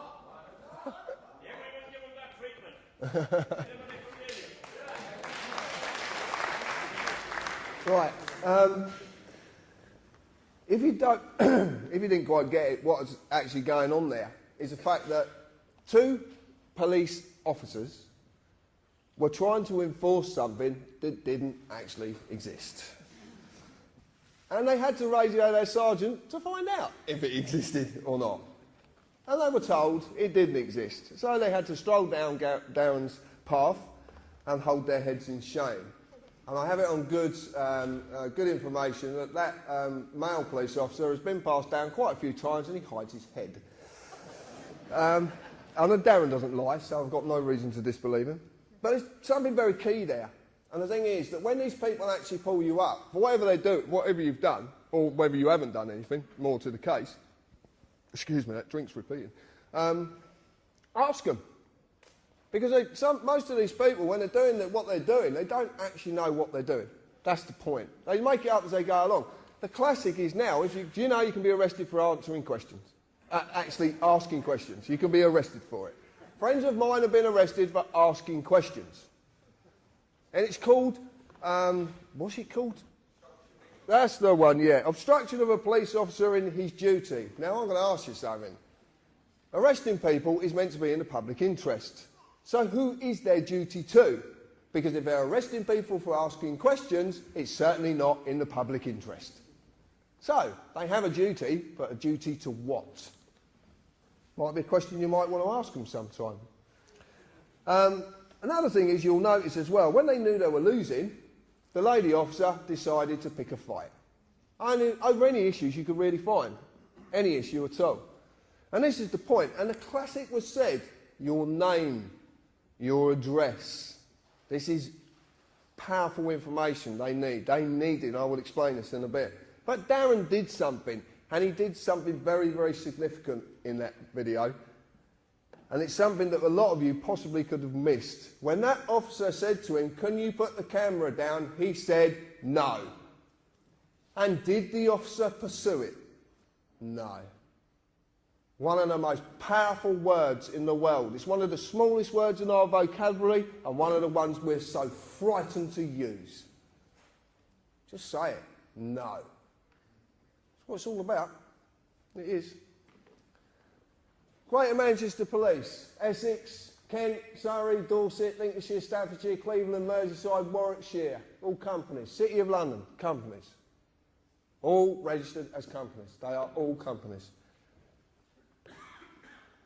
This is some interesting information that come via one of our researchers up in Lancashire. And I did find this fascinating. Lancashire County Council, this is not a city, this is a county. Counties are big places. So it's a county council, not a local council. Was incorporated under that IP number, which happens to be 666, which I found quite interesting. Dear, oh dear. I'll leave that one for Brian. You can see its registered address, and it was completely dissolved on the 25th of January 2008. This is the county council. Completely dissolved. All assets and liabilities of Lancashire County Council were transferred to another company called the Blues and Twos Credit Union. And guess who owns the Blues and Twos Credit Union? This company is Lancashire Police Headquarters. Huh? So we have a police headquarters now owns a county council? Anyway, you know, it's a bit mind-boggling, this one. So anyway, Mike has been fighting council tax and doing quite well at it as well. So he rang up the FSA down at Canary Wharf and had a chat with a lovely girl called Maria, who actually was quite happy to depart quite a lot of information. And Maria said to Mike, well, you shouldn't really be paying council tax to them anymore because they don't actually exist. So who are you actually paying? Which I found fascinating. Well, it turns out that a few people have jumped on this and started to ask some very, very awkward questions regarding this matter. Because, truth be known, even if council tax was lawful, which I promise you it's not, and lawful and legal are not the same, and never the twain shall meet, ever. And I will explain a little bit about that. Everyone who's been paying since that date is entitled to a refund. How many more are doing this? How many more people can get refunds? And this is all about money, I promise you. There's nothing more. This is about money. So we found this very fascinating. Same again, I don't really believe. I like to go and look for information myself, which is what I'm asking you to do. I don't want you to believe me. You can go and find this. So I went on Companies House, as it used to be, and lo and behold, there's the IP 666. Lancashire County Council, company removed. Lancashire County Council dissolved on the 25th of the 1st, 2008. Now, there's something very significant about this, because if you go and try and find this now, it's not there. Now, they're not allowed to do that. But who owns Companies House? Have you looked at the web name? It says .gov. So, we have a company, a council that's not meant to be a company, because you bring them up and ask Lancashire County Council if they're a company. You get some really interesting conversations with these people. We're not a company, but you've got a registration number. And it's got 666 in it. What's going on?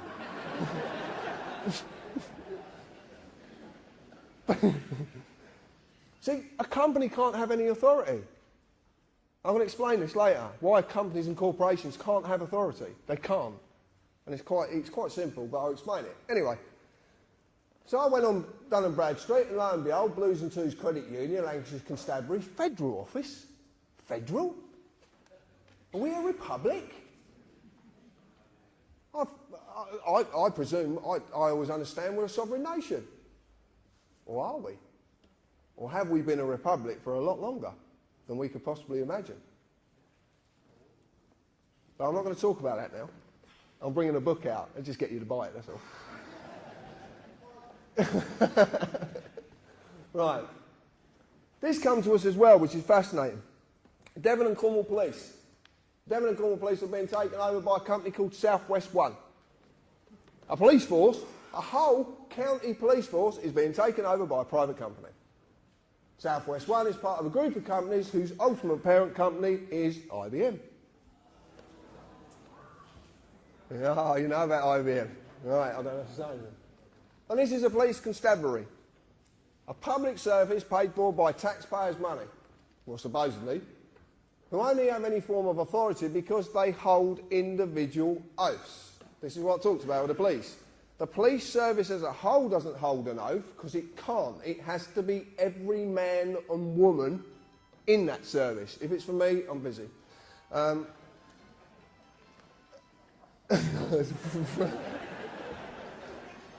I shouldn't do that. I do that every talk, and I shouldn't do it. Right, sorry. Yeah, so they can't. So it's got to be on the man or the woman. I don't like using the word individual, but it's the only word I could put there, because individual doesn't mean what we believe it to mean. So now the police constabulary is being told what to do by a private company, a bit like the ACPO. You might have heard of them. A non-profit making organisation that's made up of chief police inspectors that has 18 million in the bank. I want to ask you, how do you get 18 million in the bank when you don't make profit? Interesting. But this company's not only telling them what to do, and what happens to the oath of office. As a corporation can have no authority, for a mort's main cannot hold an oath. A mort's main is two words, it's dead and hand. Corporations are known as mort mains, dead hands. They're dead. They do not live, they do not breathe, they are not natural, they are dead. So, there's something very wrong. Corporations can have no authority because of mort main.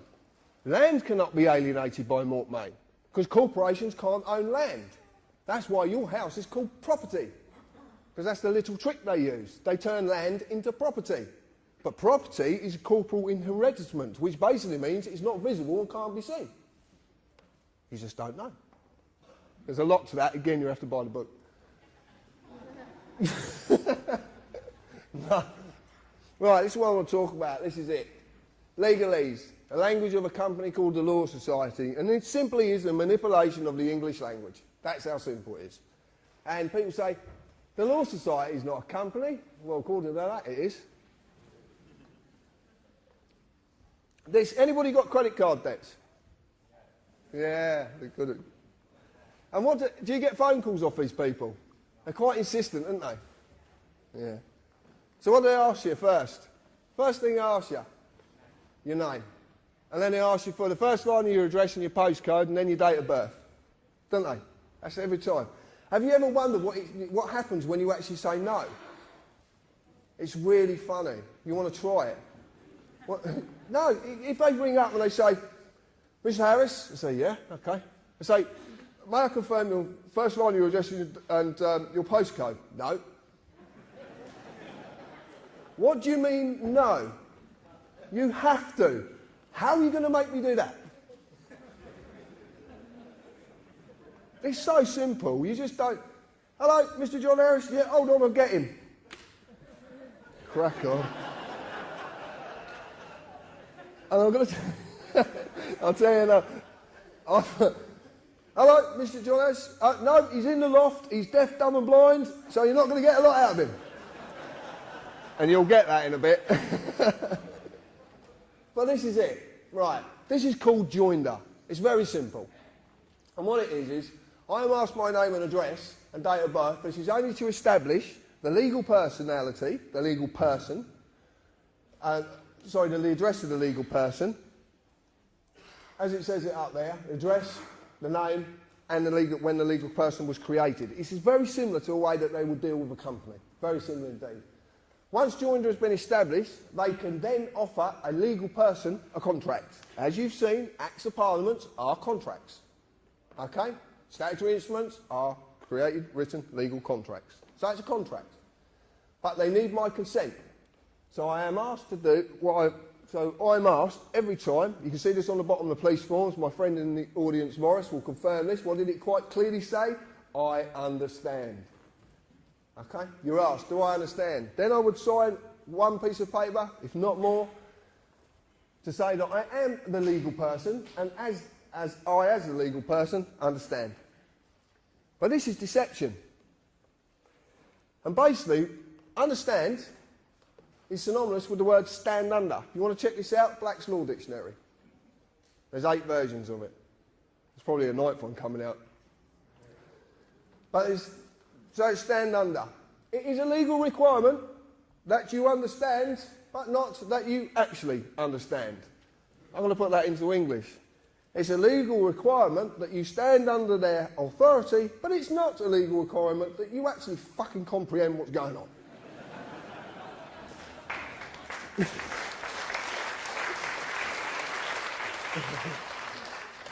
During any process I am subjected to by the corporate officers, I will be asked at some time, do you understand? This is simply about getting your consent, because you have to say yes.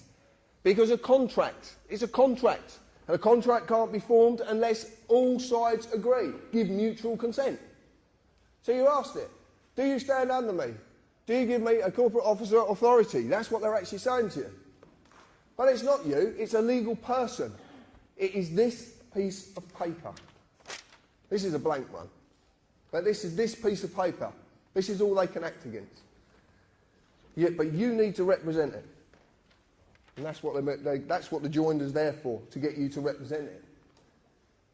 So let's look at a fixed penalty notice, the deception of notice, joinder, understand at work. This is it at work, very simply. In legalese, a notice is not a bill. A notice is not a demand, it is an offer of a contract. Notice is synonymous with offer.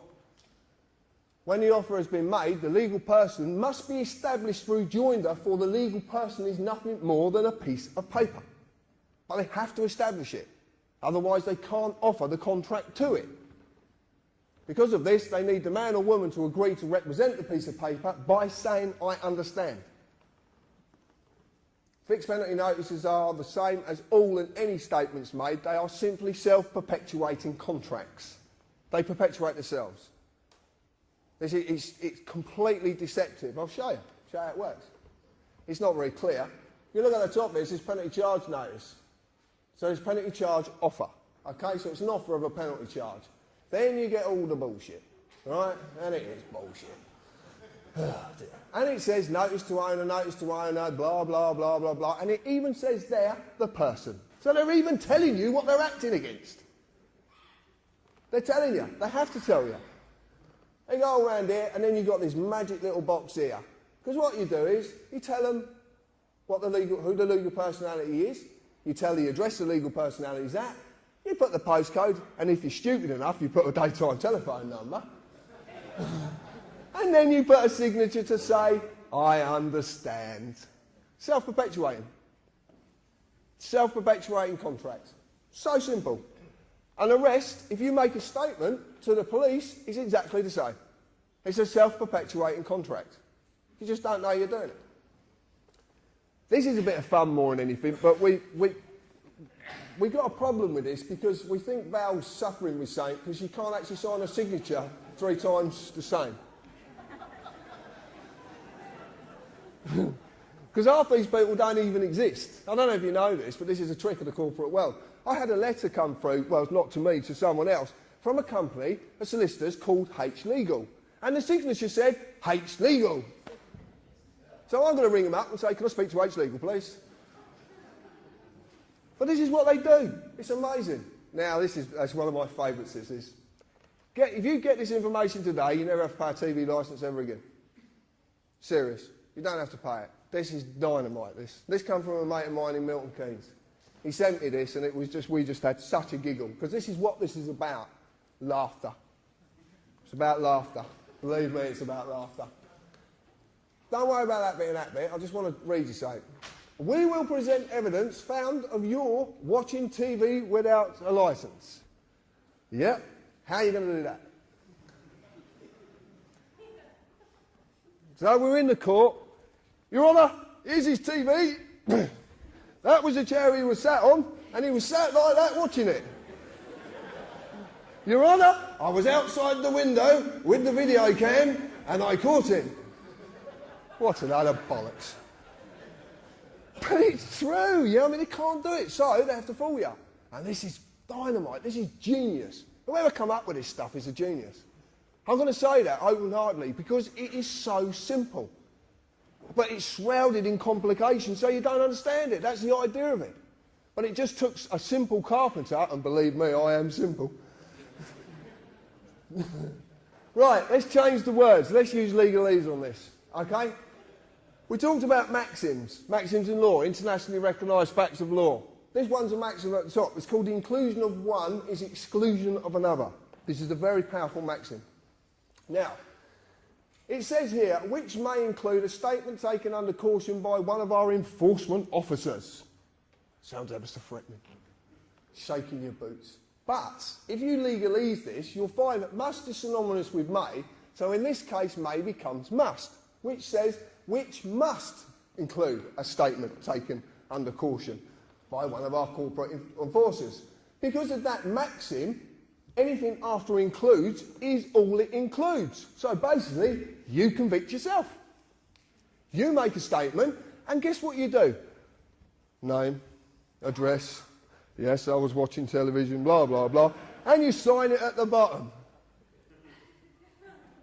Self-perpetuating contract, then off you toddle to a court because you think you're going to get justice, but you're actually going to suffer a thing called summary judgment because you've already established your guilt. They don't have to establish anything. This is the simpleness of this. This is how clever it is. It is so simple. A statement, actually, when you break the word down, means to set down lies. That's actually what it means.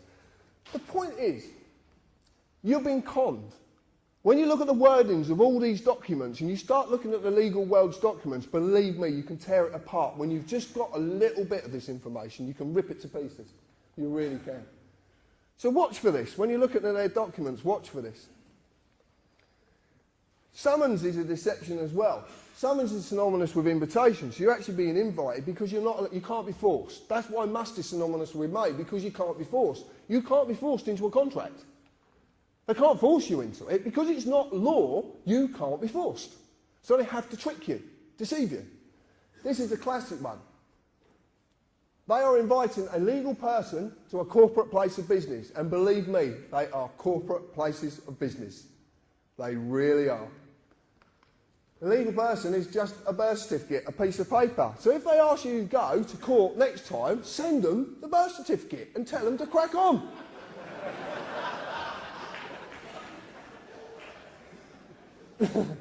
This legal personality was created by the United Kingdom Corporation. The history of this document is very, very simple. In 1856, the GRO was incorporated. In 1857, birth certificates came out. In 1874, Deaths and Births Act went through, and this was topped up in 1953. This is it. This is this document. Okay? All contracts, by the way. All contracts. So this is what they're inviting. They are using deception, as every magistrate's court is a trading name of a company called the Ministry of Justice. And there it is, the Ministry of Justice. But it's on Dun & Bradstreet, so it can't be real.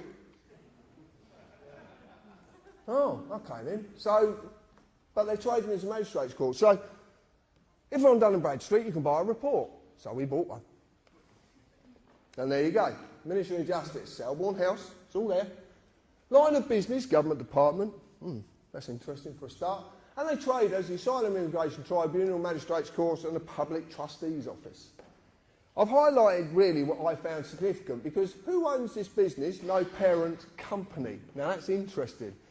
In the business world, if there is no parent company, that means they are a parent company. And it's obvious because they're trading in their name. So they're the parent company of all them businesses. Every single one of them. Who are the directors? Lord Faulkner. If you don't know anything about Lord Faulkner, have a look at him and have a look at his brother as well. Very, very interesting. Are there any significant legal proceedings, events against this business? A county court judgment was registered against this business on the 16th of the 12th, 2008. So, right, let me get this straight. We've got a business that's not meant to be a business, it doesn't even do good business. Well, that's the truth of it. And then the last part was the one that got me. Year this business started, 1600.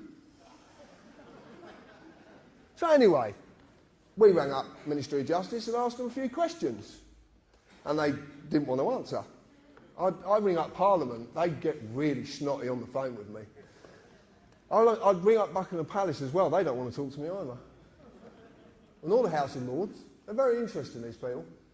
But I checked this out with Dun & Bradstreet, and we had this checked out, and it turns out their stuff is completely factual. There was someone that I was recently, I've got to tell you quickly about a friend of mine over in Wales who rang me up, and he's a lawyer, he's a statute lawyer as well, constitutional lawyer, and he rang me up, named Martin, and he got a lovely Welsh accent, and he said, John, he said, do you know the name for the legal world, the legal system? And I said, no. He said, well, the Latin name for it is bollocks. But you're laughing. But it's actually B-O-L-L-O-X. Bollocks. And bollocks means to set into confusion. Aha! So he was right, he was just leading me along a path, and I laughed just the same as you did.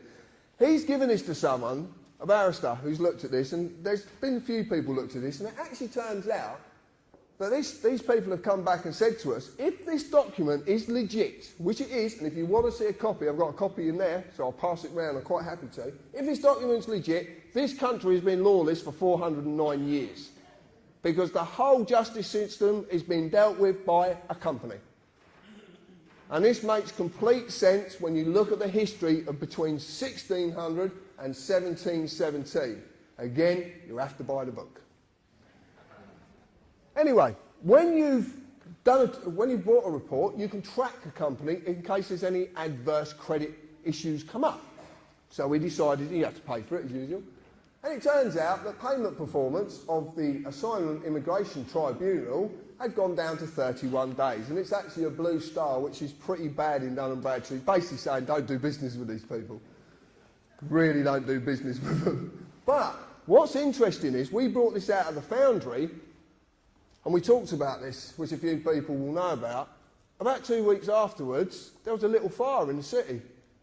Guess what building burnt down? The Asylum Immigration Building. That building broke down. And all the records. Rather convenient, isn't it? It just shows you there's so much you don't realise that's going on. But this is all heading in a direction which I'm going to get to rather quickly because I'm running out of time.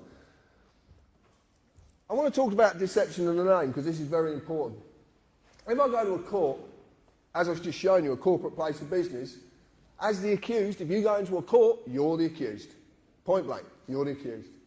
I would be asked to confirm my name. They even would presume to know who I am. The reason they know who I am is because I would have been an idiot beforehand and wrote a statement. So my name is on the top of the statement. So simple. And it is the full name entered on my birth certificate, the legal person. Mr. and the titles are just the legal status of the personality. And I've never been asked for that. I've never got asked for it once. But who is the accused? The legal person, the name on the birth certificate. So when they ask for me, my name, they are talking to the legal person. Not me, but why? If you understand any of this, this is the only slide I would have to show you. This is all I would have to show you. I'm going to grab this. Right. Legal is in for money. This stuff. Pieces of paper. That's all it's about. Pieces of paper. Nothing else, nothing more. Law is about us. We're natural. Okay? Words of substance, words of nature. So if you look at this, legal is in form only. Person. A man or a woman is a substance of words of nature. Legal is the antithesis of moral or natural. It's the exact opposite. Nothing can exist in the legal world unless a piece of paper says it exists. That's its legal personality. So when they ask for my name, they are not talking to me, the man, because as a man, I cannot exist in the legal world. It's so bloody obvious. I can't exist in it. I'm a thing. Unless I've got a piece of paper to say what I am. You don't know what he is. Where's the piece of paper? It's true. I can... So as you can simply see, they're actually talking to this piece of paper. But you're not told this. And there's a specific reason you're not told this. This is the easiest way to break this down. Natural law and common law is actually meant to be a mirror of natural law, and natural law basically is two simple values, harm and loss. That's all it has to be, nothing else. It covers every eventuality. So you've got natural law, that is actually me. That applies to me. Acts of Parliament statutes, the statutory instruments which I've shown you, are contracts that only apply to the legal personality. But because that's just a piece of paper, they need me to represent it. Now, I've shown you that United Kingdom is a corporation. I've shown you what the Acts of Parliament statutory instruments. I've shown you the corporate police and the corporate courts, and that's what they act upon. Exactly the same with the councils. That's the system. That's how simply it works. If you look at it and you actually go in your heart, which the lady spoke about earlier, the only basic principle that any nation really need to adhere to are those of natural law, which are harm and loss. You don't cause anyone any harm or loss in your words or your actions. That's how simple it is. As you have seen, the Acts of Parliament statutes only apply to the legal personality, the name, the birth certificate, a piece of paper. As you've also seen, they need a man or a woman to consent to represent the legal person, because a piece of paper can't walk, can't talk, and it can't pick up a pen because it's stationary.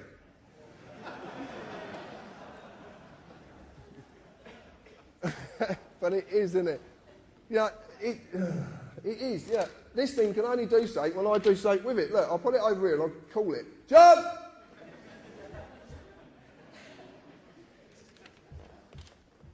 It needs our energy. It needs us to do something. And that's the clue. That's the clue of how to reverse all of this. It really is. Consent can be given in inaction or action. So basically, if I say to you, do you understand, and you nod, that's inaction. If you sign something, that's action. It's that simple. So how did they create it? The legal person, the given name was created when my birth was registered and evidenced by my birth certificate, a piece of paper. Man created government, which in turn created legal personalities. This is not me, it's a legal fiction I've been falsely identifying with, as most people have. I don't get to say what its rights and duties are, the United Kingdom Corporation does. They created it, but it had to mislead me into doing so via deception. This is the easiest way to put it, and the way that people sort of kind of come to this. Obviously, you know, I'm a man. I exist naturally, and I was created by my mum and dad. Yeah. And I understand it was a pleasant act, but I just don't want to know the details. Subject to common law jurisdiction. Must never harm or loss or cause another any form of loss, and I have a free and unlimited ability to do as I please, as long as I adhere to these two very, very basic principles. And that is where we're all going wrong. The legal person, John James Harris, is the given name which is wrote on my birth certificate. It's a fictional legal entity created by the government via the birth certificate, and it's subject to civil policy jurisdiction. Must fulfil all duties given to the government by the Acts of Parliament, blah, blah, blah, tax and all the other crap. So we looked at person, and we found that it includes natural person, firm, co-partnership, association. I won't carry on. Well, Richie, one of the admin who sat at the top there, actually says, well, how can you define one word using exactly the same word? Because that's a mockery. You're failing to define anything. This is in Black's Law. This is the lawyer's Bible. And I know it's her Bible because I had a lawyer turn up at one of my talks with his Bible, trying to take me down with his Bible. And it didn't work.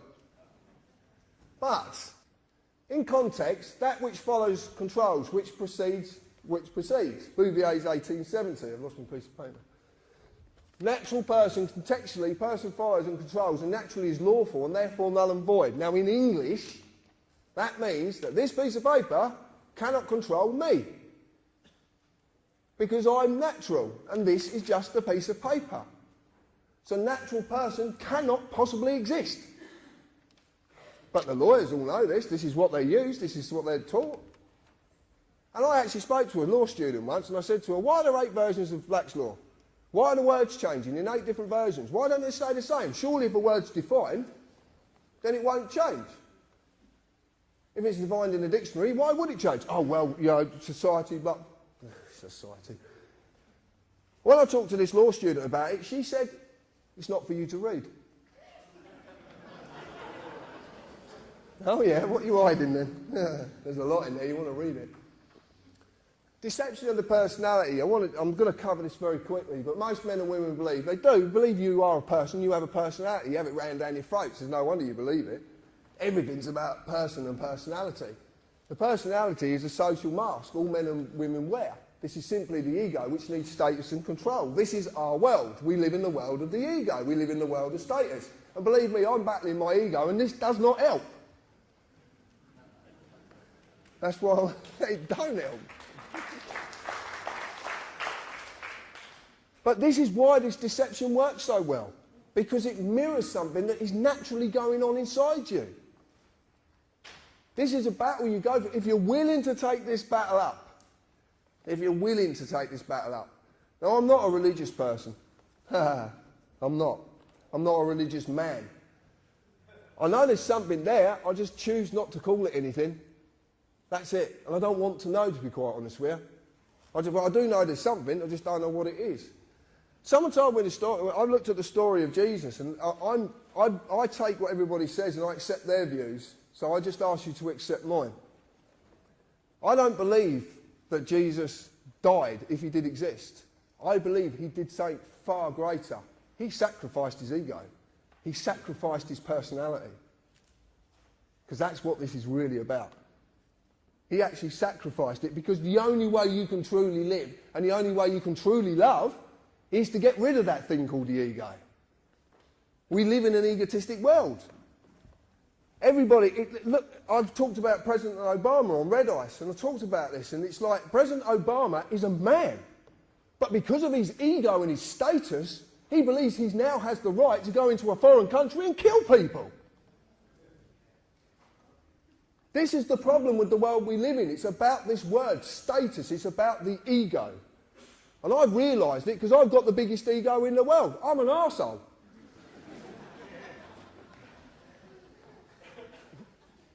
I just don't talk shit. It's true. This is absolutely true. It preys on our need for betterment and status. It's a need for control. This is what we want to control every situation. If our ego's not right, it goes into overdrive. I've seen it, the battle of the egos on the forums. It's incredible. Every time you have an argument, it's not a man and a woman or 2 men or 2 women arguing. It's the egos who are arguing. The best way to do it is shut your gob. Shut your gob and the ego can't take over. It might be screaming at me, you're right. Argument over. It's not bad to be wrong.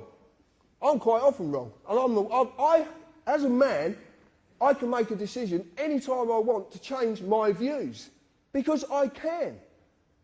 And that doesn't make things bad. If I can't change my views and learn from my mistakes, how the hell can I evolve?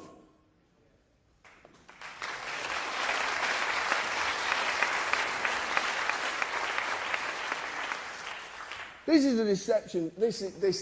I'm running out of time, so I'm going to have to go through this quite quick. But your parents basically submitted a form, they registered you. And it's exactly the same as when a company's registered. And if you look on your birth certificate, it actually says the birth certificate is not evidence of identity. So it's actually telling you, quite clearly states, it has nothing to do with a man or a woman. It tells you. It's written on it. Also, the fact it holds a Crown copyright on it. So it's not even yours. The same as money. Money's got a copyright on it. It's not yours, it's just a product for you to use. Deception of registration, this is absolutely true. Consider this. Could the government actually take my car away and crush it if I lawfully owned it? Could they do it? Why can't they? No. If I legally owns my car, if I lawfully own it, then they can't take it from me because it's a crime. Okay? Theft is a crime. Doesn't matter who's stealing, it's a crime. But by using the process of registering my car, they duped me into handing over legal ownership. So now a company owns my car.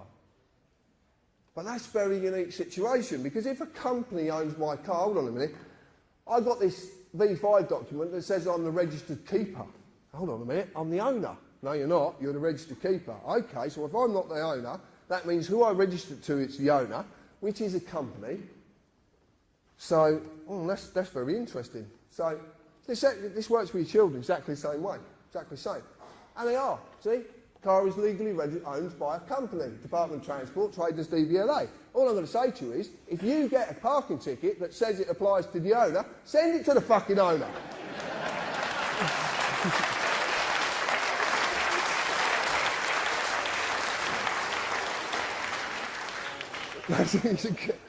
You're going to have so much fun, you really are. Right, why the government companies? This information is from our search provider. This is this gentleman who come along, and I must say thank you, Russ. All government companies seem to have the same prefix at the beginning of their company number. They start with UC.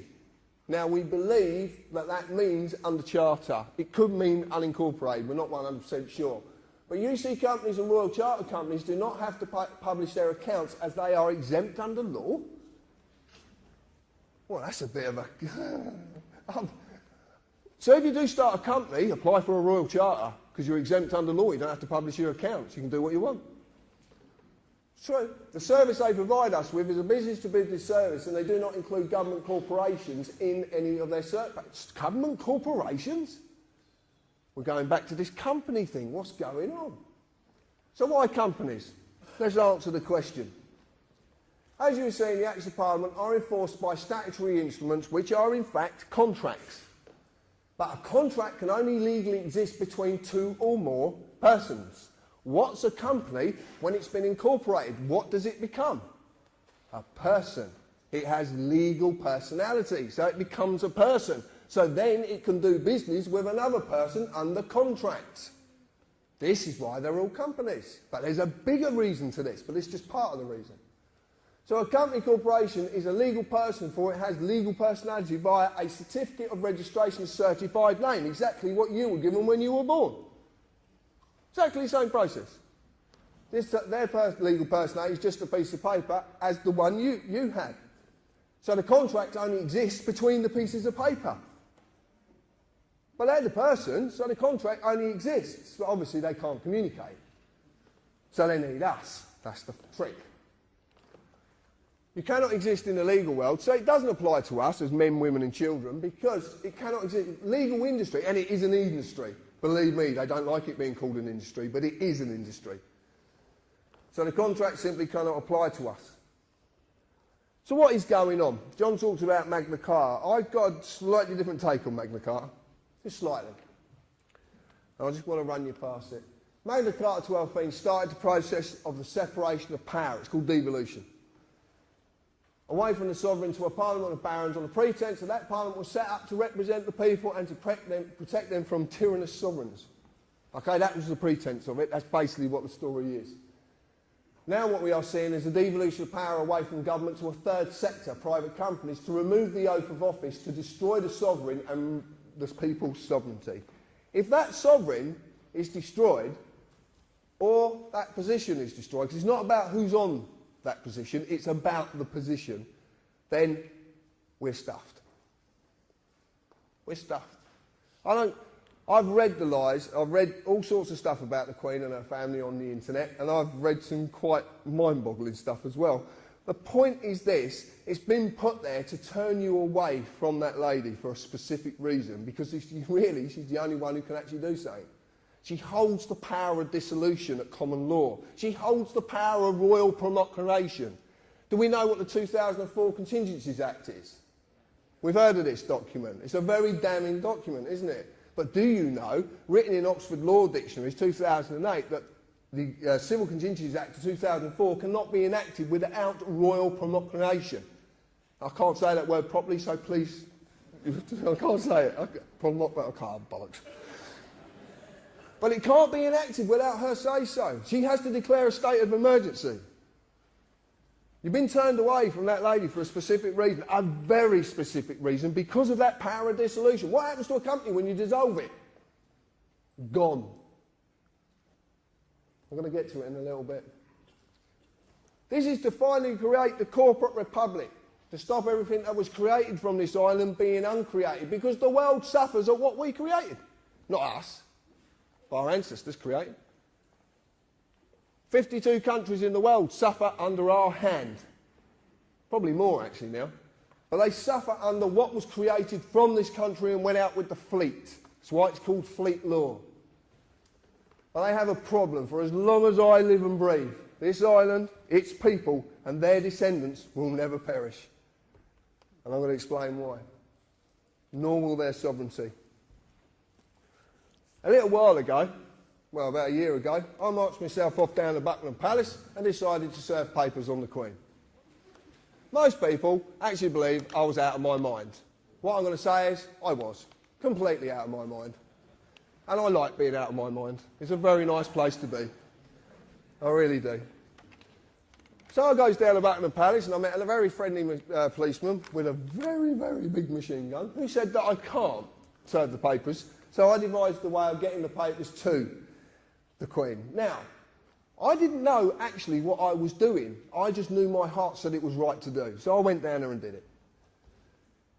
Therefore, there's an affidavit, the maxim on this, there's an affidavit that unrebutted stands as truth in law. I served affidavits on the Queen, 2 documents. I gave her 40 days, based upon Article 61 of Magna Carta, not Article 61, based upon. I made that mistake. Therefore, with this lawful affidavit, there is no higher authority than me. I am sovereign in law, as I have removed authority from our representative, our sovereign, until such time as a true representative is our sovereign.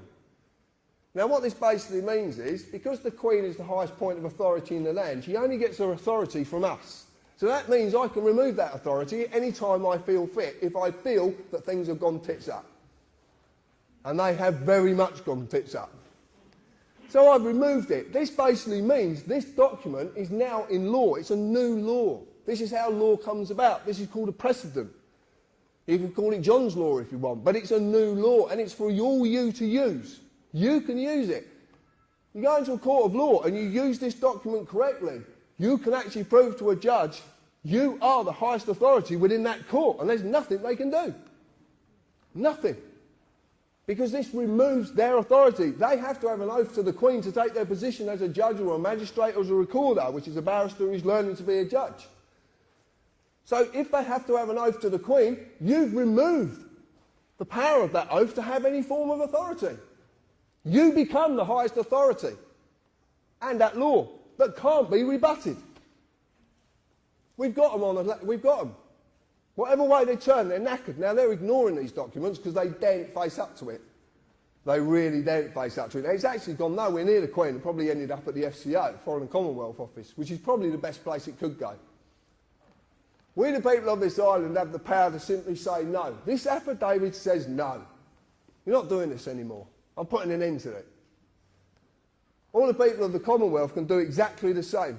And the reason it was based upon Article 61 is because it's lawful, peaceful hindrance with no violence. No violence.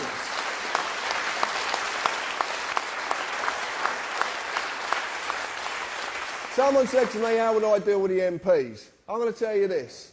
Order 635 brooms, because they will be sweeping the streets they thought they used to own.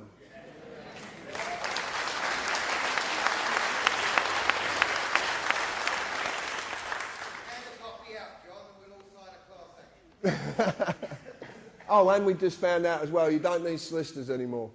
3 people can do this. Just 3 independent people can sign any affidavit. So we're even going to start the corporate body having their money. Okay? So you don't need solicitors. Come and see TPC members or go and get your friends together and you can sign these documents and get them off. You don't exit the system. You don't do anything. All you're saying is, this is what needs to happen. We need to reclaim the sovereignty, and this is how it's done. This is the clue. This is it. This is what you can use. Once you understand what we're doing, you have to have a certain amount of gumption about you to do this, and it takes a bit of strength to do it. The lady said earlier about having courage. I don't see it as courage. I just see it as using your heart to allow you to deal with situations and not your mind. Your heart will deal with everything peacefully. Your mind will enter into the ego and, lo and behold, things will happen. To survive without money is nearly impossible in the world we live in. But that does not mean just some of us are enslaved by this product. It means all of us are, everyone. And that's the key. My daughter said to me, she's 13 years old, she said, "Dad, if we're in debt, print more money." And that sparks that, because I love the way that kids do things. They just see everything so simply. And the interesting part is, it's true. If you have the power to create money, why would there ever be debt? And if there is debt, it's there for a reason. So what we decided to do as a bit of fun, if you might want to do this sometime, a little while ago, we started to write "of what" with a question mark. And we're sending them back. Just a bit of fun. But you could add, and also as well, there is a copyright, so it's not yours. Nothing to do with you. It's just sort of product for you to use. Money is everyone's lifeline. Money is not a valuable commodity. You are, because of what you do, the work you do for that money. Because without you, this whole country would grind to a halt. It's so obvious. It is so obvious. Okay, it's what Gandhi did, basically. Exactly what he did, until 1946. The only way that you will do that work is to be promised to receive money for that work, because you need it to survive. And most people do only survive. They do, simply. You know, there is a lot of people who are fortunate enough not to just survive, but there is a very, very good amount of people in on this island who just survive. And that's very sad, because my one belief in my heart is that no one should have to pay to live. No one. Companies and corporations only exist because of money. The money they receive from you is simply their lifeline. A lot of the time to feed their greed, to maintain their delusion of status, and to maintain their social dominance. Because that's basically what it's all about. That's what it all boils down to. But the simple question is, what happens to these companies and corporations when everyone says, "No, we're not paying you anymore"? They cannot survive. If you have a company that issues parking tickets and no one pays the parking tickets, what happens to the company? Exactly. Now this is something we can have a lot of fun with. We can have a lot of fun with it, believe me. So this is the conclusion. Simple conclusion: don't give them any money. Keep it yourself. And you can use so many tricks. There's so many things that I do. It's so funny. And it is about fun. Lawful rebellion. Deny their lifeline. This is what I do. And I just simply do this every day. I peacefully resist all claims against me by refusing to represent that piece of paper. I've just done it with the debt collectors I showed you, and that's what I said to you. Because it's a piece of paper and mine's in the loft and it's deaf, dumb and blind, I tell them it's in the loft and it's deaf, dumb and blind. I never accept any of their paperwork. I never accept their paperwork. Every single bit of paperwork that's ever sent to me gets sent back. Because there's something you might not have seen on their letters. Right? This is what we do. It's called no contract, return to sender. Right across the address window. But this is HM Customs, just a load of bollocks from the tax man, who's actually trying to make me bankrupt, which is hilarious. Because I actually said, "You're trying to make me bankrupt from a bankrupt company?" That's very funny. But they got a return address. So this means this has got two-way travel, because if it's not delivered, it has to be sent back. So I'm just utilising that fact and sending it back to them. So this is what we do. Now I've got a tax man who comes and actually tries to give me the letters. And I just say to him, "Sorry, mate, I don't accept your paperwork. I have a warrant. It's a card. Look, mate, that's a piece of card with writing on it, which means fuck all."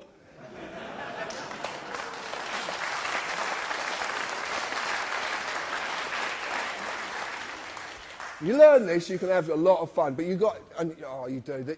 So funny yesterday with two CID officers. They said to my partner, "You have to sign this." I said, "No, you don't." And he says, "Actually, he's right, you don't have to."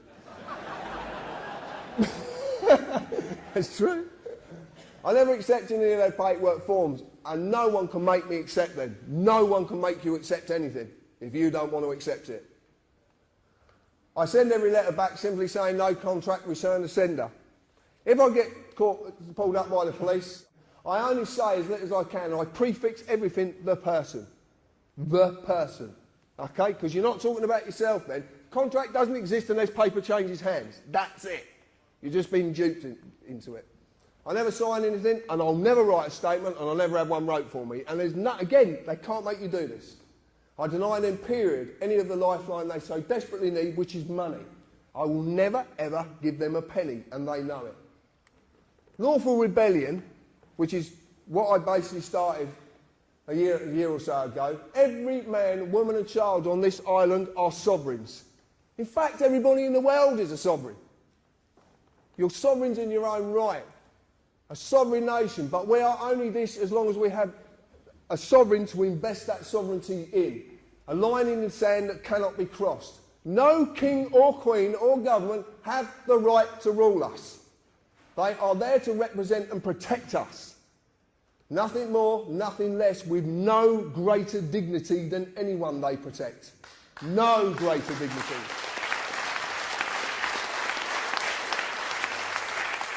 All the power within this island is held by you and granted by you. Everything that is wrong can end when you will it to. Everything can end when you will it to. We must allow for that line to be drawn in the sand once more. This is lawful rebellion. That is that line. We have to draw the line. Us. What have I done? Nothing more than realise I can say no. And I am going to say no, and everything's going to be okay. Thank you.